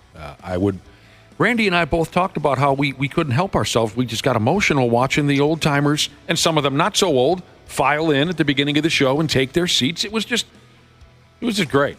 We had talked about how many Twins fans were there, and Dick, a listener, wants us to ask you if you noticed that it seemed like Twins fans outnumbered other fans about 3-1. Did it seem like there was... Absolutely. A couple of times I walked through downtown to get to the museum, and it seemed like at least half the fans who were there were Twins fans. And then when Joe was introduced and you heard the roar of the crowd... kind of confirmed that. And then, if you were aware, I mean, so many people had stories to tell about how difficult it was for them to get there. Hey, Jim O'Neill, his high school coach, came out with some of Joe's former Cretin-Derham Hall teammates, and they got delayed. This is the greatest story I heard. They got delayed on Friday and landed in Buffalo at 1 a.m, I believe. We're going to rent a car and drive 4 hours to Cooperstown, but there were no rental cars available, so they took a cab, and the cab fare was over $700. Oh, my gosh.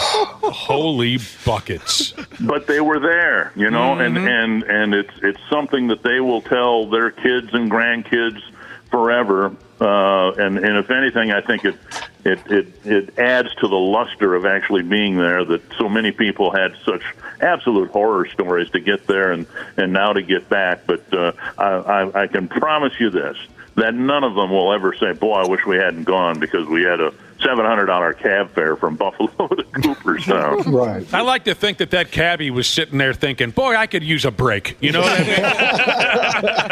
When am I going to catch a break? The ultimate deadhead run for a cabbie. Right now, you got to drive back to Buffalo. Oh yeah, probably not a returning fare.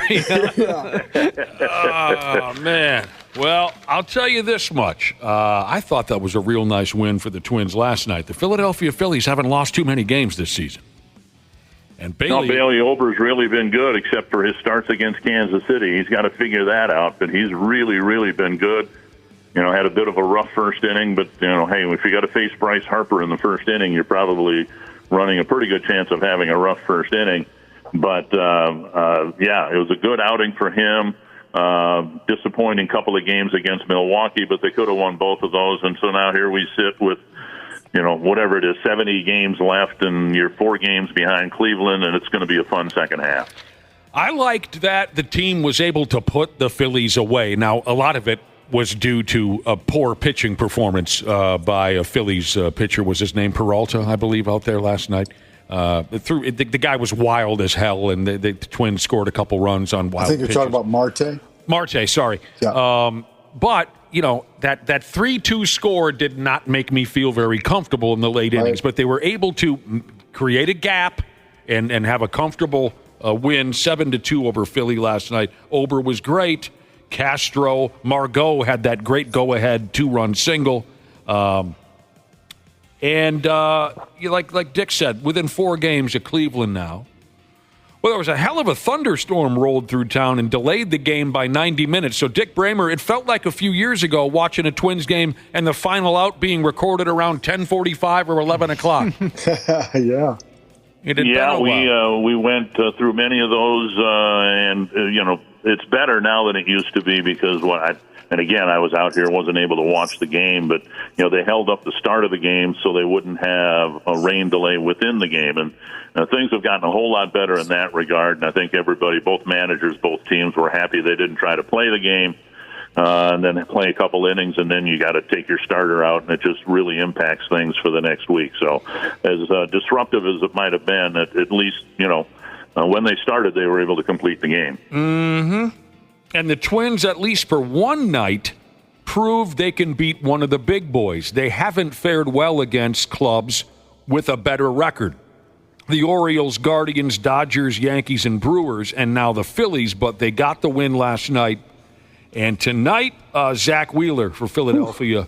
They get Wheeler and Nola over the next 2 games. So they're going to be, not that Suarez is chopped liver because he's not, but they're going to get Wheeler and Nola over the next couple of days. And so they're going to find out, they're going to see some great pitching, let's put it that way, over the next couple of days. Yeah, they will. And Simeon Woods Richardson for the Twins, the rookie up against an experienced veteran. All right, the injury updates could take us a while. Okay, Royce Lewis is starting to rehab. That's actually good news, yeah. Yep, okay, so he's going to be playing in St. Paul. I believe starting today.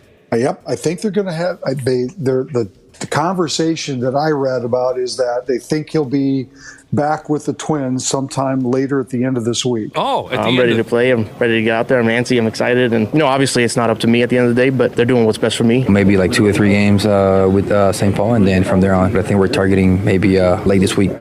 All right. Later this week, maybe. Miranda, still a week or so away. He'll also play a few games in St. Paul. Carlos. Quite by chance, by the way, after the induction ceremony on Sunday, Scott Boras, the agent for both Royce Lewis and Jose Miranda, saw me, came over and spent about 15 minutes with me. He spent 14 minutes of it talking, of course. But he was pretty encouraged that Lewis and Miranda, he represents them both, and he was pretty encouraged that they're going to be back in the lineup, hitting in the middle of the Twins lineup here very, very soon. You gave him a good listening to, did you, Dick Bremer? Yep, yeah, as I'm sure general managers around baseball have much more experience at it than I, but he's always been very, very nice to me, but he was quite talkative on Sunday afternoon. So it was a very pleasant visit. I don't want to give you the wrong impression, but you spend more time listening to Scott than he does listening to you. So. I knew an old guy who had a neighbor that liked to talk, and he'd always would say, "Yeah, I saw Donnie again. I gave him a good listening to." Carlos Correa a few days away. Brock Stewart may be activated before the end of this series. And then also And on the other side of it, I think Twins are really concerned about Chris Paddock. There should be some news either today or tomorrow, I would think, regarding his right forearm strain. And I feel really bad for Chris because if it's something substantial, he's worked so hard to come back from his second Tommy John surgery. And so there's a name out there now. I just read last night. James Paxton was designated for assignment by the Dodgers, and he done pretty well for the Dodgers. I think he was 8-2, but they're getting Kershaw and some others back. So I would expect the Twins would express some interest, given possibly with the news regarding Chris Paddock that the Twins might be interested in the veteran lefty. Well, that's the question to ask right now. Will the Twins be buyers at the trade deadline, because it's coming up? I'll tell you what, Randy Shaver, a lot of websites I've been reading say absolutely. Yeah, and I heard conversation about pitchers like Tyler Anderson with the Angels, who had a nice start last night through 8 strikeouts. Guys like that who would look good in a Twins uniform for the second half, the final 70 games of the season. So hopefully the Twins will figure out a way to, improve their pitching staff a little bit, maybe bolster that starting rotation with the news about Paddock being hurt and that kind of thing. So, well, a lot of websites think the Twins are looking to make a trade. Yep. For starting pitching. Okay, today's the 23rd, so it's a week away. The deadline is a week away. Let me tell you the name that I heard, and that would be a lefty, like Paxton, right? A left-handed pitcher. Kikuchi, UC Kikuchi from the Toronto Blue Jays is the name that I've heard up and down. Tyler Anderson's having a much better year than Kikuchi is. So, I mean, there's a lot of players out there. This trading deadline could be really busy for a lot of teams. And then the concern, of course, is, what are you going to give up to get a quick fix? And I spent a little time talking with John Smoltz over the weekend. I must have seen him walk through the lobby of the hotel a dozen times, and every time I see him or talk to him, I think about the trade in 1987 where the Tigers just sent some Class A pitcher to the Atlanta Braves to get Doyle Alexander, and Alexander got the Tigers into the playoffs. Yep. But the guy the Tigers gave up was John Smoltz, and so you get a quick fix, and it worked for the Tigers, but they gave up a future Hall of Famer to get him. That's right. Well, Dick, where did the Twins have a surplus? Surplus of player position where they could give something up. Obviously, maybe not on the everyday major league roster, but what do you think? Where do they look strong at that they could afford to give up some young talent? Well, they've got Alex Kirilloff now at AAA, and I know Eddie Julian got called up, but I don't know where he fits into the team long term. Yep. Simply because Brooks Lee looks like he belongs at the big leagues at some place. And you got Correa at short and Lewis, and, in Kirilloff's case, he's been hurt as much as he's been active, and I don't know what the market would be for someone like that. I still am a big believer in Alex Kirilloff because I just like his swing, and I think if he can ever stay off the injured list, he has a chance to be an all-star caliber player. But, you go from a position of depth if you're, Derek Falvey and Thad Levine, and left-handed hitters probably are the deepest part of the Twins organization right now. Like a Wallner, a Larnach. Yeah, but see, I'd hate for that to happen because Wallner's he's a local kid, but that really, if you're Derek Falvey, you don't think so much about that. But I just like the way he plays. I love that arm in the outfield and all of that. And I think he's a player that's going to walk more the more experience he gets, and he's going to strike out less. That's just me. I like him personally, but I'd really hate to see the Twins give him up. I'm with Dick Bremer on this. I think Wallner's potential is so great that I would be heartbroken if he left the ball club. This is an interesting question from March Madness Jesus. What is Paxton's first name again? I'm sorry. James Paxton. March Madness Jesus wants to know, would he want to play here regularly at Target Field? That eagle attacked him a few years ago. There was that keep eagle. Him off the field for the national anthem, and hide him in the clubhouse. Tried to pull an artery out of his neck at the home opener a few years ago. I forgot about that. I don't know if he would be, he would have some kind of a He'd be too paranoid to focus on the game. The only conversation I really had with him in his career with Seattle, I believe he was with them at the time when it happened, I went up to him the next day and I complimented him on his composure. Who among us would be able to just stand there while this eagle landed on your shoulder instead of, swatting at it like it was a little mosquito and probably getting your eyes pecked out, my gosh, that was pretty impressive to me. I would be inconsolable. I really would. I would have made a massive fool of myself. A massive eagle lands on your neck? Yeah, oh God, it would have been ugly. And then you maybe you take a swing and you knock the eagle into next week. Well, then you're an un-American bastard, I think, at that point. I don't know. Right. I love the fact that you brought up Doyle Alexander, too, going back to that trade, the John Smoltz trade. And I love that era of baseball. Doyle Alexander was a starter in the 70s and into the 80s. If you're a younger person, look up a picture of Doyle Alexander, and you're going to say, that was a pro athlete? The dude looked like your science teacher in junior high. I love that. I love that era of baseball where, especially pitchers, you never would have guessed that they were a highly paid professional. You looking at a picture of Doyle? He really does look like a science teacher. Yeah, he got a little mustache, but he had an effective, career. He kind of put a lot of junk on the baseball, didn't he, Dick Bremer, Doyle Alexander? Yeah, and if you look at moving pictures at his pitching delivery, he looked like he was one of the best town team pitchers in the history of town team baseball. But he was 9-0 for the Tigers that year after the trade, and the Twins, I think, were beaten twice by him. And he got the Game 1 start in Game 1, and Gaetti took him deep to center field twice, and that was pretty much the rest. The series was pretty much over with at that point because they beat the Tiger ace, knocked him out early with Gaetti hitting a couple of home runs, and that was a big part of what turned out to be a world championship season. Oh, yeah. Doyle Alexander played for the Dodgers, the Orioles, the Yankees, the Rangers, the Braves, the Giants, the Blue Jays, and the Tigers. Okay, I thought I was losing my mind looking at these pictures of him, Dana. I was like, I'm pretty sure in every one of these pictures he's on a different team. Yeah. He moved around a lot. And you know what Dick Bremer is thinking right now? He never came to Hartford. Well, if he came to Hartford, he never left. That lucky SOB never had to spend the week in Hartford. Oh, man.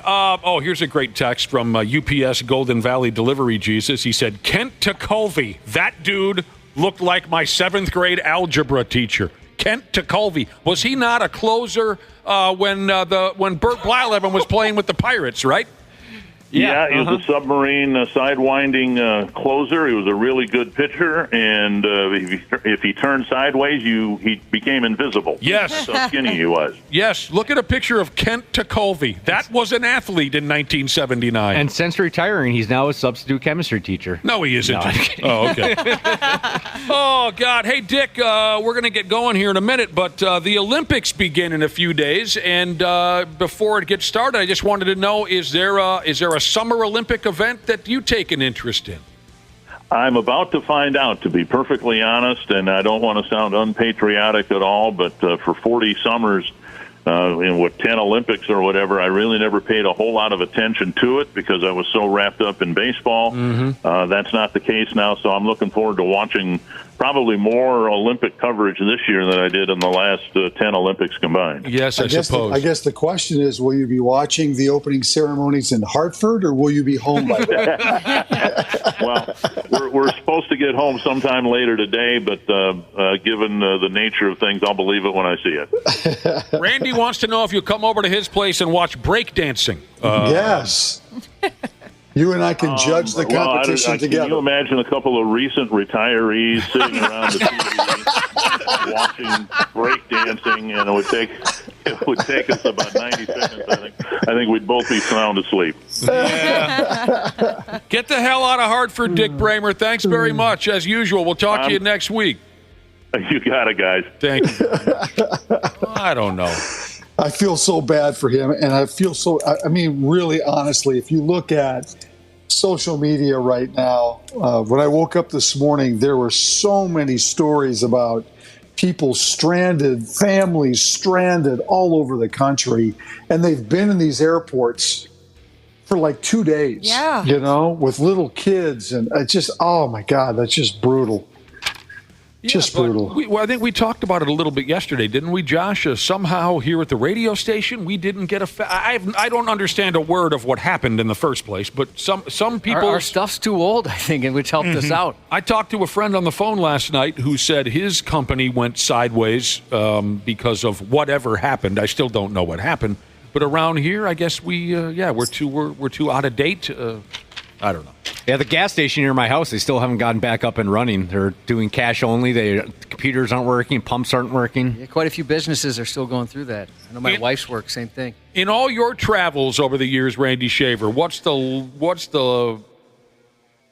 have you been stranded? Have you ever been stranded for a significant amount of time because of weather or something else where you went half nuts?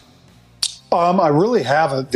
One time stranded in Vegas because Sun Country had a cancellation of one of their only flights back to the Twin Cities. Do another line of blow and for mechanical reasons. So we ended up spending an extra night in Vegas. Other than that, to be honest with you, with all the travel I've done in my TV career, I cannot think of a time where we were certainly delayed at places, but not stranded. Okay. Yeah. All right. Well, back to the Olympics. For the next few weeks, plenty of Americans will pretend to care about track and field and swimming and things like that. They don't pretend about track and field. Come on. That's the best part of the Olympics. Yeah, totally, Randy. Oh, the best part. Not even close. There's another American team we should be celebrating now. Before we get all wrapped up in track and field, swimming, breakdancing. What else did they do over there? Sled. What was that thing we were talking about yesterday? Shot putting. Yesterday. Shot putting. What did you say? Steeplechase? Yeah, steeplechase. That's all part of track and field, though. Right. Whatever. Who cares? Boring. Before we get all wrapped up in that, oh man, there's another team we should be celebrating. Recently, American mathletes competed in the International Arithmetic Olympiad, and they beat the Chinese in the championship round. Even without my help? It's impressive. In the end, by God, U.S. mathletes were just a little smarter than the best they had from China. The U.S. won by 2 points and brought the title back to America for the first time since 2019. Pretty tough to win that pig, I bet. Yeah. Overall, it's America's 9th arithmetic championship, world championship, 5th since 20 plus 15. We're a dynasty when it comes to arithmetic. Now, let me tell you a little bit about this. The contest ranges from extremely difficult algebra. Who here made it through algebra? I couldn't cut it. I made it through, but just barely. Yeah. I don't. It wasn't pretty, but I couldn't cut it. The first day, I walked up to the teacher and I said, "You can cross me off the list. I'm gonna go back to." I told you before my arithmetic skills I developed in high school in a class called Math for Everyday Living, and you should have seen that. Pardon me? They should do that. They should do that for sure. They should do that. You mean adults should be able to take the class, or no? They should have that in high school. Oh, well, you guys know as a required class. Yeah, I totally agree. You know for sure that it's not an option for kids? I do not. I couldn't tell you if it's an option, but I can tell you my kids didn't have it required. It should be required. Math for Everyday Living, you should have seen the characters in that class. There was only about 10 or 11 of us that had the guts to admit, look, we can't handle regular math. We're going to sign up for Math for Everyday Living. But we had a hell of a fun time. So this contest, the arithmetic contest, it ranges from extremely difficult algebra and pre-calculus problems to problems in branches of mathematics not conventionally covered in high school and often not even at a college level. Dang. I can't even comprehend what that might be. But they say here, competitors must be under 20 years old and cannot be enrolled at a university. I don't know why you can't be a college student, but you can't. That'd be kind of interesting just to see on paper some of the questions, to see if we could even begin to understand word one. For me, it would be a train wreck. I am absolutely brutal at arithmetic. Well, and then when they throw letters in there, just forget it. Yeah, exactly. I remember getting algebra, and they're like, wait, you're putting letters in math problems? I'm out. What does that even mean? Right. You guys are just being Yeah, come on. This seems... That's cruel. That just seems... I'm very interested just because it's so absolutely foreign to me. So there you go. We won the friggin' world championship of arithmetic. I think that's awesome. Yeah, that is pretty sweet. People seem to be awfully worried about the U.S. men's Olympic basketball team after nearly losing to someone called South Sudan. We talked about that yesterday. Team USA, the men, played their final exhibition match against Germany yesterday. They won by 4 points. LeBron James sunk a three-pointer in the final seconds of the game. So now they'll have some time off until they engage in real games. They start with Serbia coming up, when would that be? Sunday. Everybody's nervous, thinking they're just going to embarrass us upside down at the Olympics, Randy Shaver. Folks are calling LeBron James the alpha of Team USA. Oh, no kidding. Nice. No He's kidding. the alpha. I'll say this. I actually think having close games in these exhibitions has been a good thing, not a bad thing. Well, that's what I said yesterday. Yeah. Yesterday, you and Brad were yelling at me. No, I just think it's a good thing only because they haven't skated through a lot of this stuff. And they've actually, because they've been tested, hopefully that has opens their eyes to what the international competition could really look like. That's what I said yesterday. Yeah. Well, I don't remember that conversation yesterday, but I'm just saying I don't think it's necessarily a bad thing. Sure, scare them a little bit. Yeah, I think it's actually a good thing. So they can read the tweets of everyone saying, they suck, fire Steve Kerr, or this and that. Am I right about this? Because I haven't followed up very closely.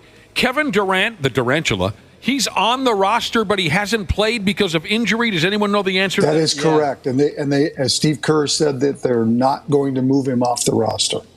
Well, yeah. Once you get the Durantula out there, they're going to start winning by 20. That's my prediction. Once Kevin Durant gets out there, as much as I get irritated by the guy, once he gets out there, they're going to win by 20. Although he's not the alpha. LeBron James he's the alpha. We get it. You're dialed into the latest slang terms. Good for you.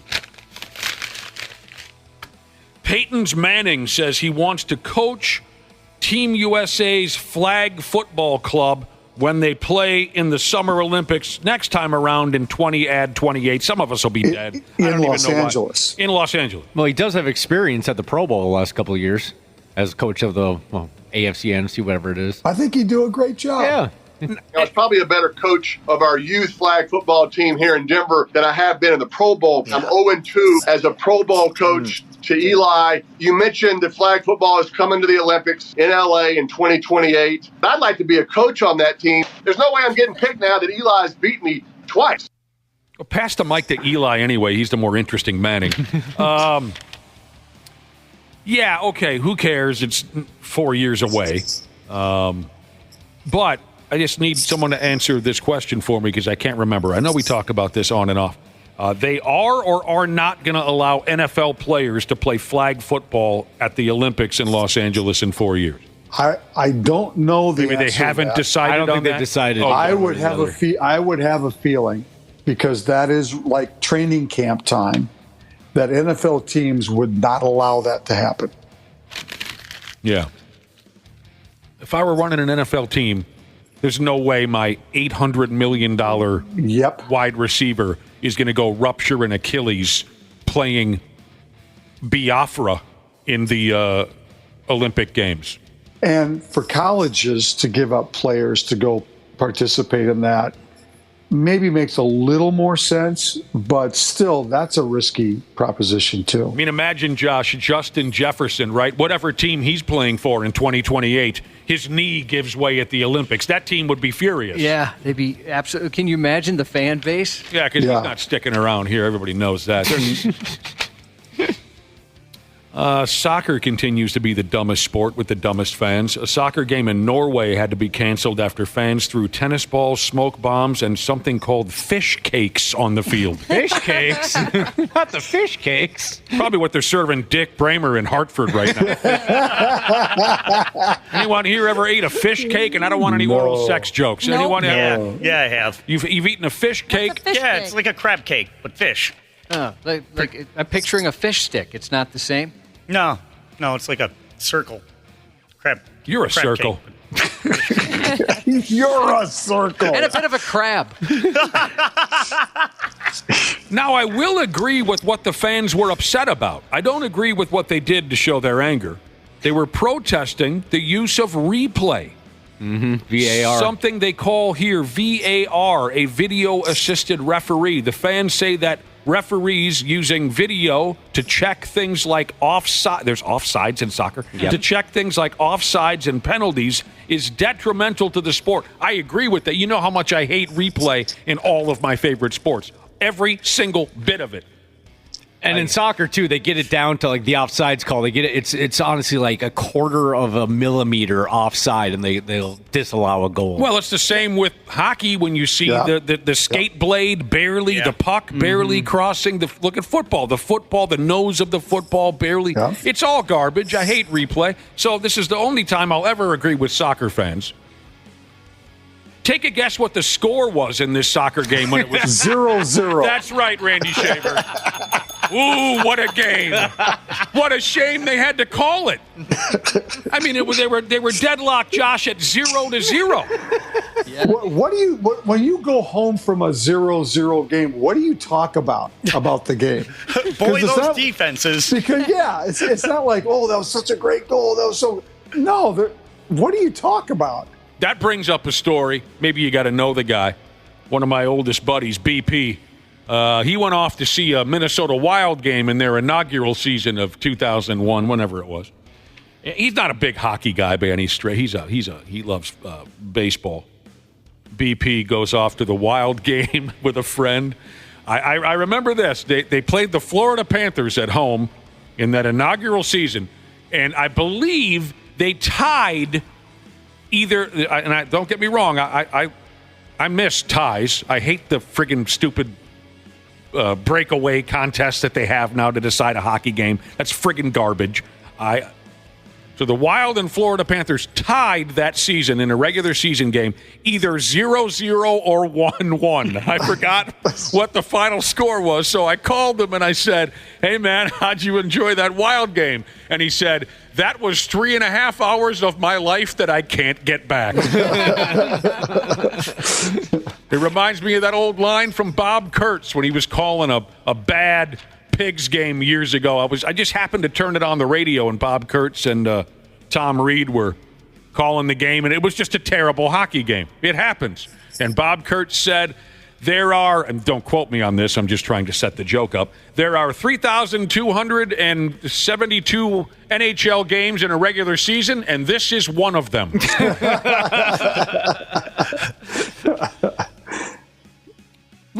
Someone look up the inaugural Wild season and look for that home game against Florida. Was it 0-0 or was it 1-1? Or did BP make up the story? I doubt he made. Speaking of hockey and the Pigs, the spray tan man has a new gig. He does. Good for him. He's going to the juggernaut of the NHL. Let me tell you something, Randy Shaver. Former Pigs coach Dean Evison, whatever the hell his name was, has been named the head coach of maybe the most nondescript, faceless, featureless, vanilla team in all of professional sports. The spray tan man is now the head coach of the Columbus Blue Jackets. Can you think of a pro franchise in the four major sports that is more void of history, void of anything that stands out? I think that's the best way to put it. Yeah. Void of history. Okay, Nick. Faceless and featureless. If they were to leave the NHL, just disappear one day, no one would miss them. No, they would not. I don't even think we'd notice. And I'm not trying to take anything away from the spray tan man. Everyone knew he was going to land on his feet. This is how it works, and especially the NBA and the NHL. You just keep rotating until you die.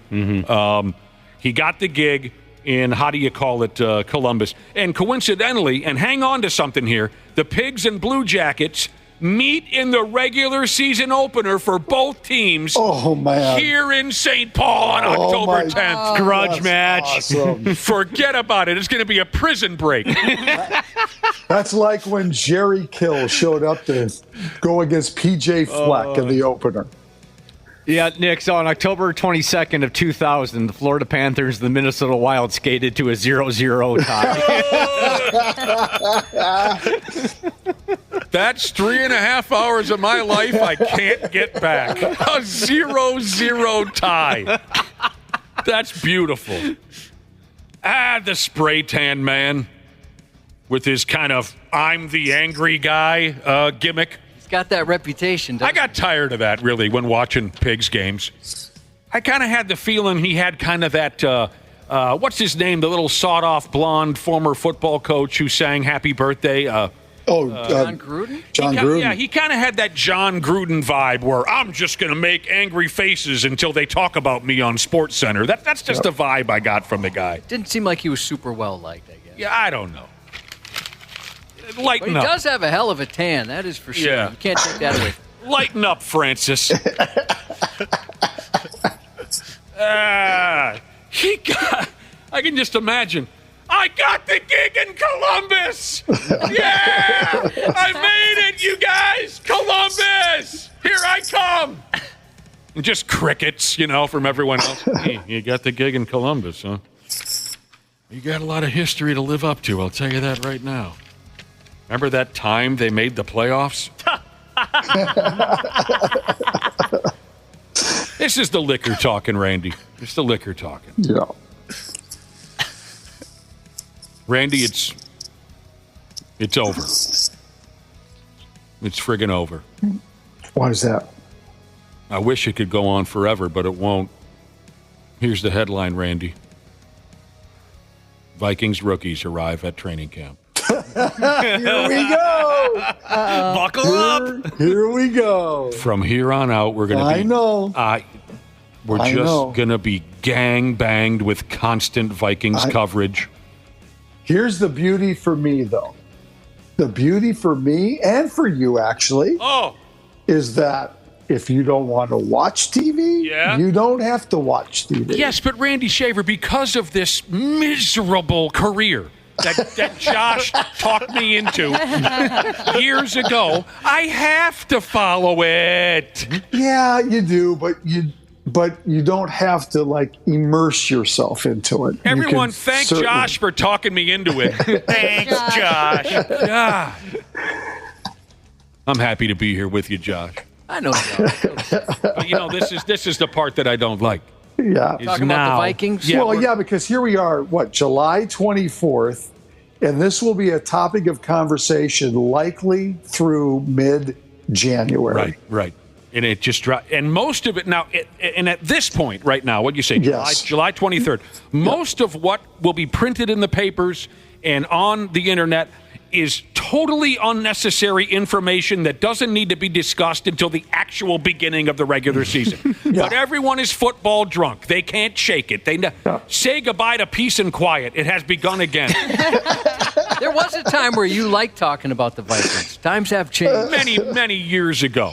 So what do I do with my extra tickets to the practice that we were going to go to next week? Oh, man. Put them in the garbage.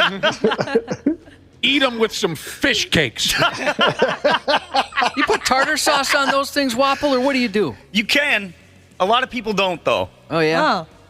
Okay, by the way, and here, like I said, here's one of those unnecessary stories already on the Minnesota Vikings now that rookies have shown up at training camp.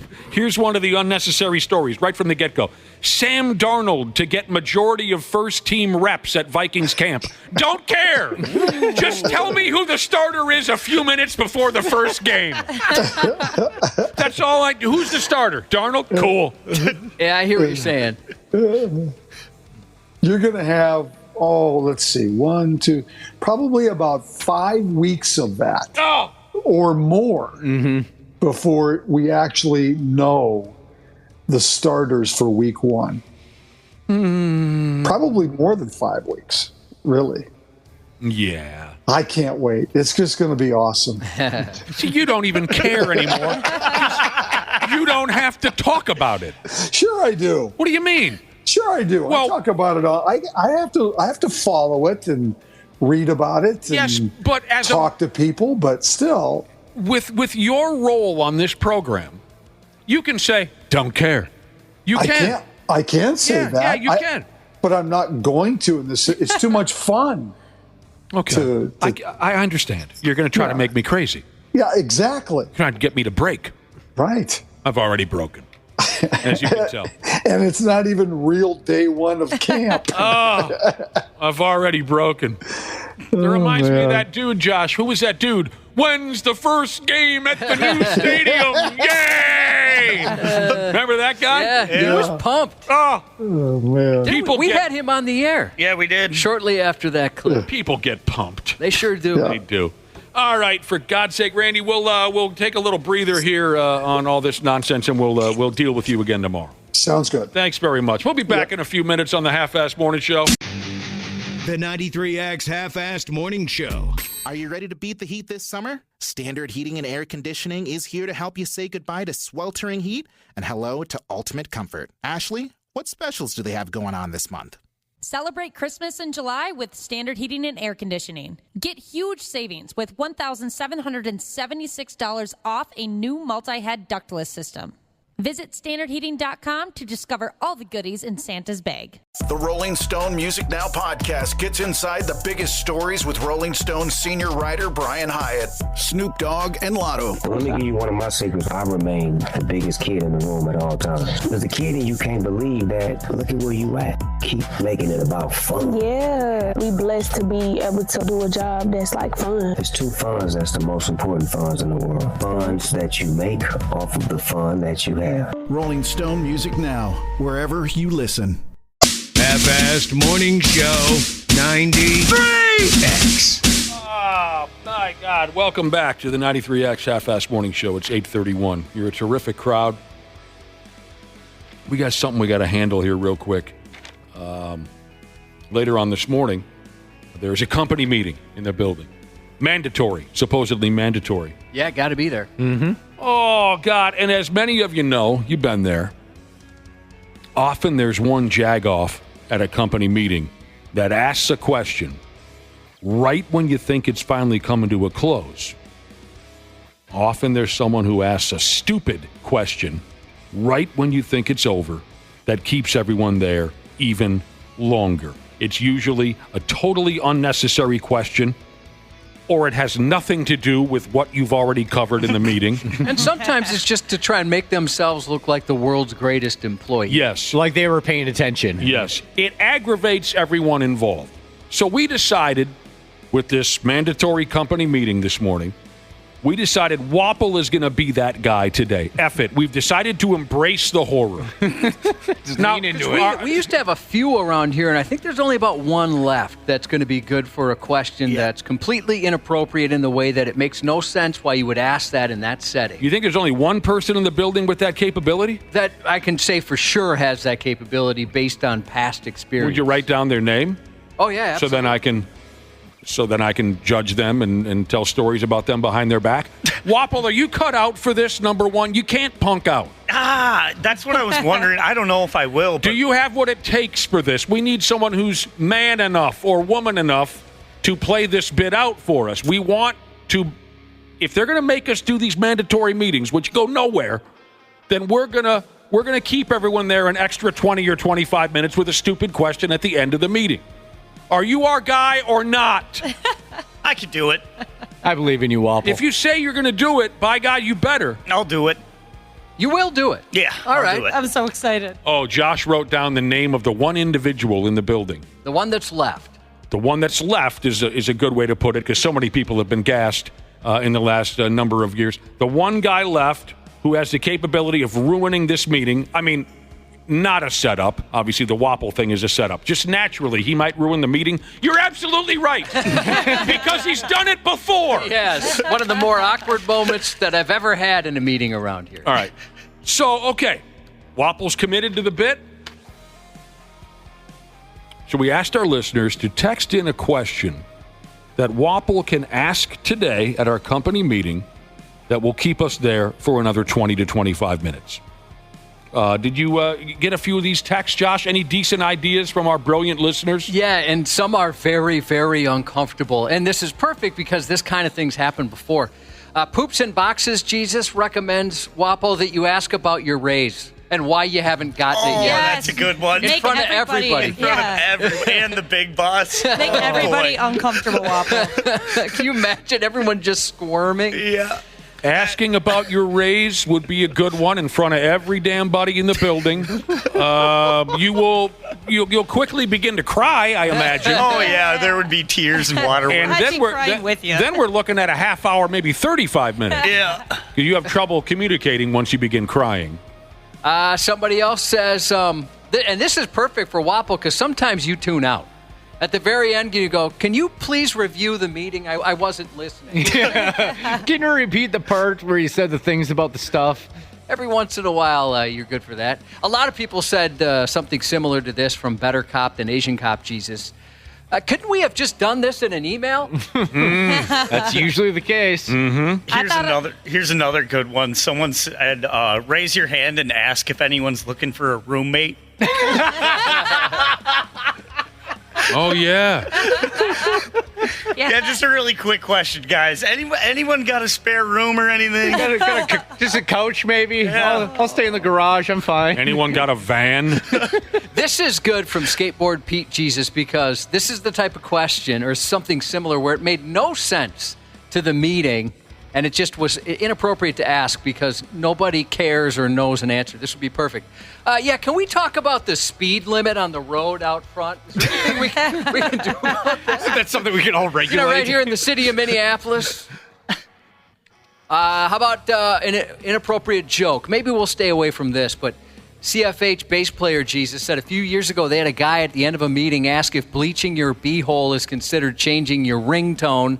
Didn't go over well. He's no longer with the company. Oh, no. Why? Dude sees a dirty joke on the internet and takes it into the company meeting. When that joke first started getting popular, how many times did we hear that one? That was all over the place for a while. Some good ideas from our listeners, but they're always dumping good ideas on us. Wolfpack Softball Jesus said, you could just ask, what makes you qualified to tell me how to do my job? Boss? What question should Wapple ask at the end of our company meeting to keep us there for another 20 to 25 minutes and aggravate everyone involved? Well, now, this is an interesting idea. I don't think it should be a big deal.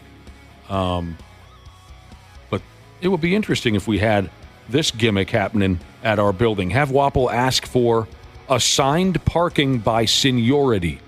The listener says, we have that at my workplace and people care way too much about it. Oh, really? Assigned parking by seniority. See, that one would also be good for us just because we're the only ones here in the morning. So you can really just pick any parking spot at all. Yeah, exactly. Like whose spot do you want, Wapple? Well, remember when they used to have that where there'd be an employee parking, right? Employee of the month. The employee of the month would get that.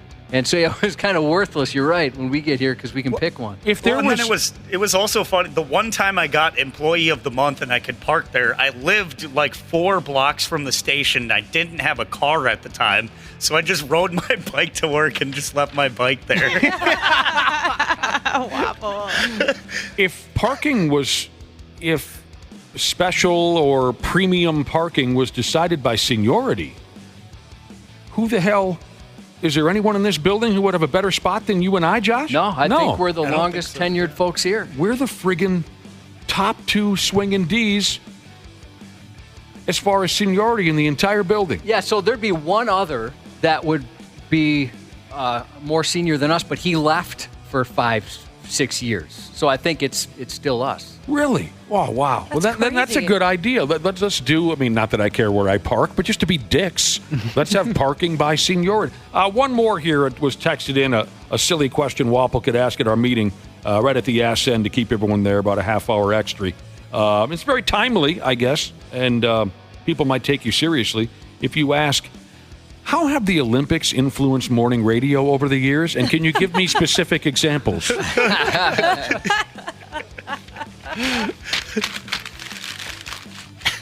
Yeah, you could. Somebody else brought up, now that you're single, Wapple, you could ask them to reiterate the HR policy on dating coworkers. Well, someone else texted in earlier. They said that could I make my bar gigs into a dating service now?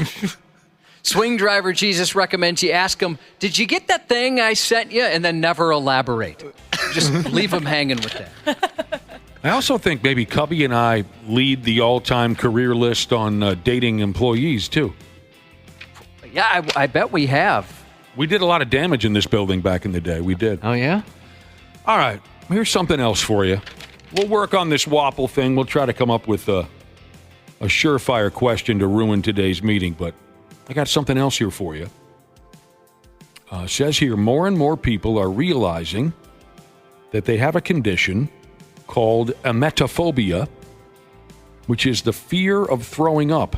And it wasn't until right before we cracked the mics here that I realized we have had this conversation before a while back about someone that you know very well, Josh. You know someone who has a fear of throwing up. Well, I don't know her very well, to be specific. It's my stepdaughter. Right. And she has a form of this. It's not that she's afraid she's going to throw up. She can handle it. But if anybody else does, it is a serious problem. It's not just like, oh, gross. Or some people have a reaction like they think they're going to oh, my God, I'm going to barf if you see someone barf. It's like a debilitating fear where, she locks up.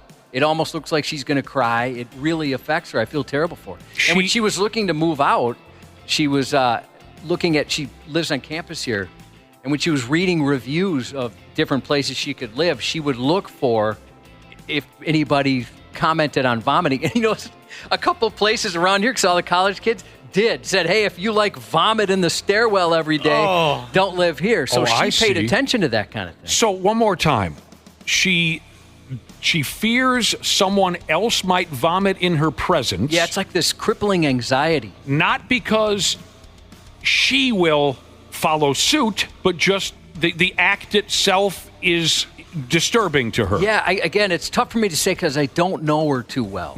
Nobody does. But my stepdaughter, right? She has. she to the point where she's a nanny, right? She does that on the side. And one time the kid, she doesn't mind me. I don't think she'd care if I talked about this. But one time the kid barfed all over her and all over the place. She called my wife, I don't know what to do, to the point where my wife almost had to go over there. She was paralyzed with fear? Yeah, and we don't really know where it started or what happened. According to what I read this morning, a lot of folks who suffer from emetophobia, the fear of throwing up, it maybe started from a traumatic experience as a child. Okay, you have some horrible sickness, or maybe just, you had too many gummy bears or whatever, right? When you're a kid. Throw up all the time when you're a kid. You eat too much or you get sick. Yeah, a lot of cotton candy-related barf, I'd imagine. So a lot of folks say it starts in childhood, typically from a traumatic vomiting experience. And I had a couple of them. I've told the stories before. But it didn't lead to anything close to emetophobia.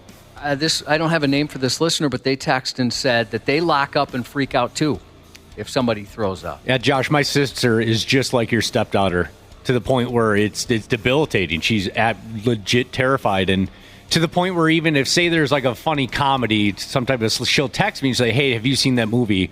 is there any scene where somebody throws up? We have to do that for her as well. Again, I don't know her number because I don't know her that well.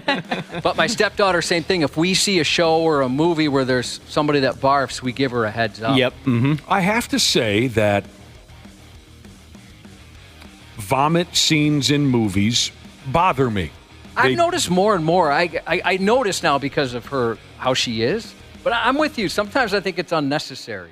They bother me more than even much more graphic, terrible, violent scenes. So I'm not saying that I have, a minor league version of emetophobia, but there is something about vomiting that bothers me way more than it should if you compare it to violent beheadings, bleeding, a lot of other graphic things you might see in a movie. I agree with that. In person, I guess it's been so long since someone vomited, and I don't know how I would deal with it these days in person, but on a television show or a movie, like, say, an example would be the scene from, I'll get there, Dumb and Dumber, where Woody Harrelson just got done folding Kingpin, where Woody Harrelson just got done folding his hideous landlord in half. That was so gross. And he's vomiting in the toilet.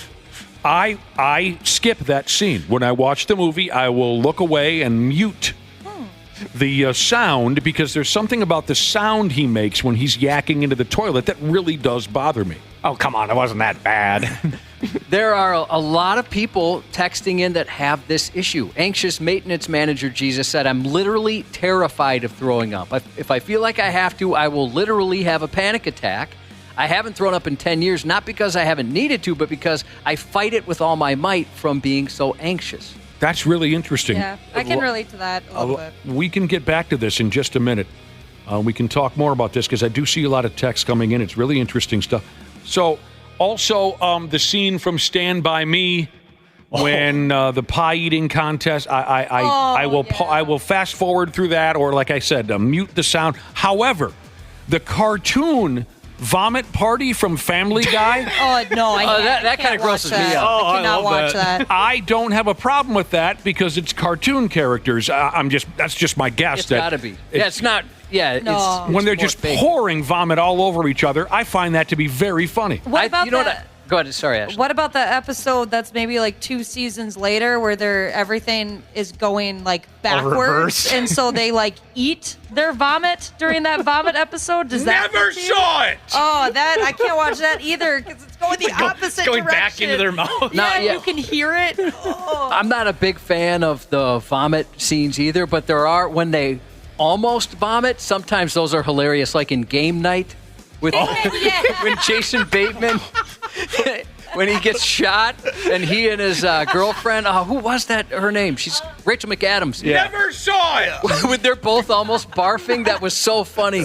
Or in The Whole 9 Yards when Matthew Perry almost barfs. The way he does that was so good. That's very funny. That scene from the 9.5 weeks plus yards, whatever you just said. The 93X Half-Assed Morning Show.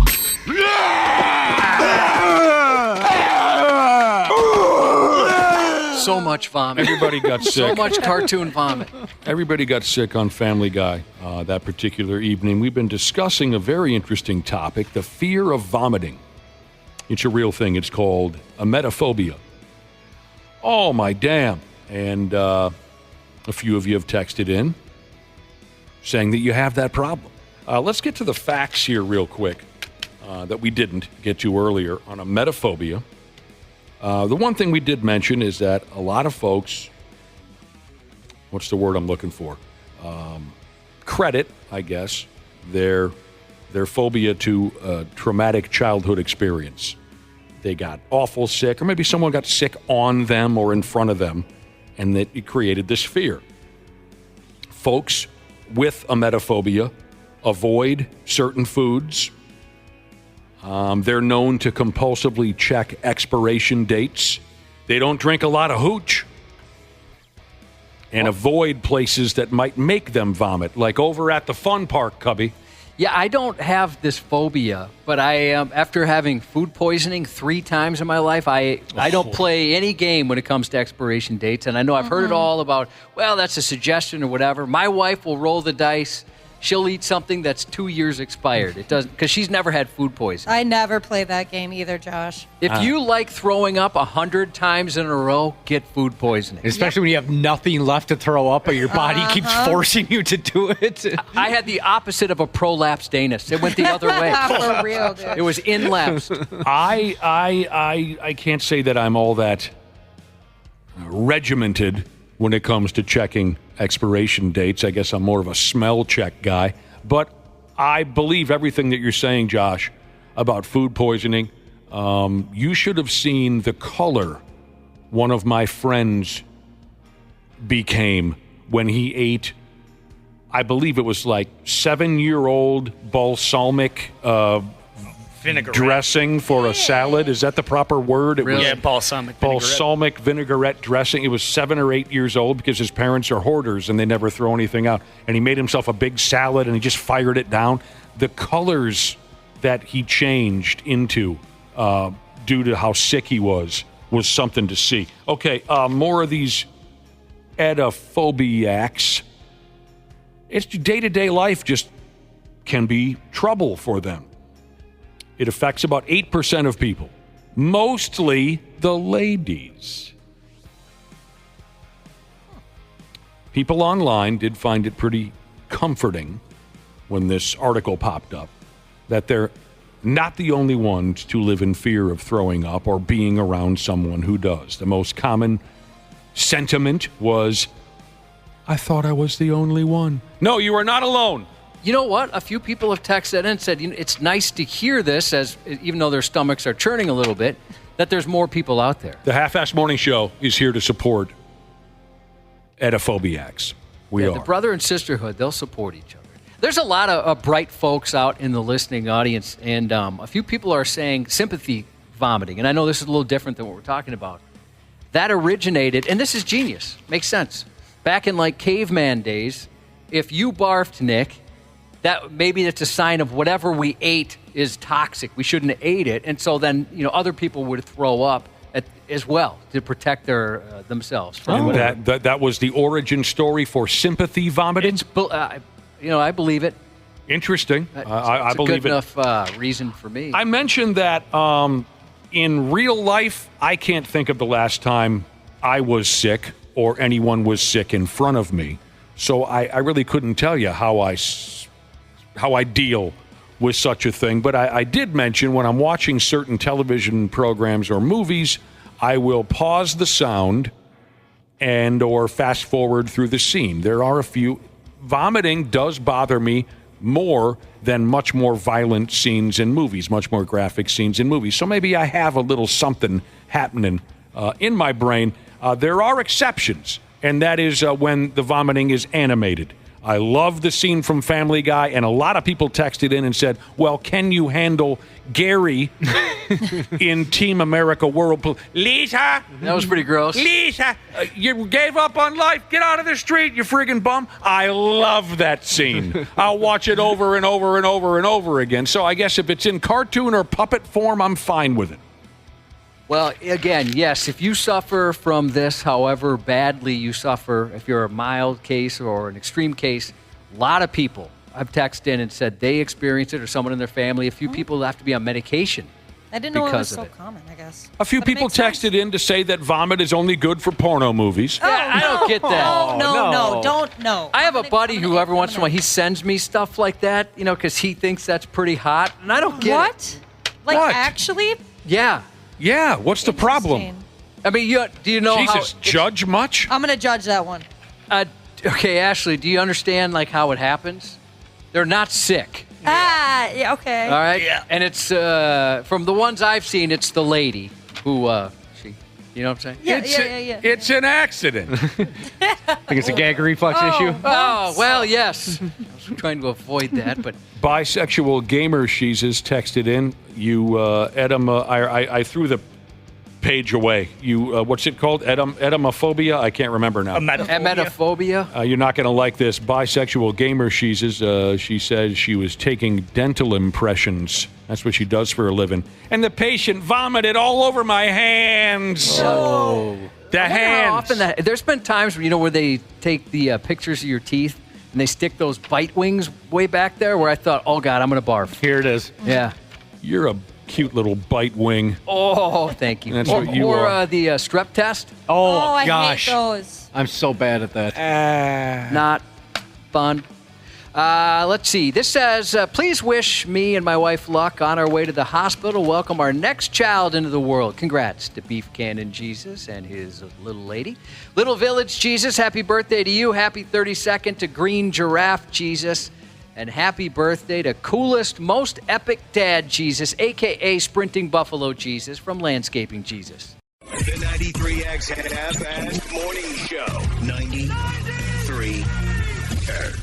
The 93X Half-Assed Morning Show podcast is sponsored by Standard Heating and Air Conditioning. New episodes drop each weekday. If your podcast platform has ratings, go ahead and give us 5 stars and maybe give our enemies 1. Thanks, and here's a word from our sponsor. Celebrate Christmas in July with Standard Heating and Air Conditioning. Get huge savings with $1,776 off a new multi-head ductless system.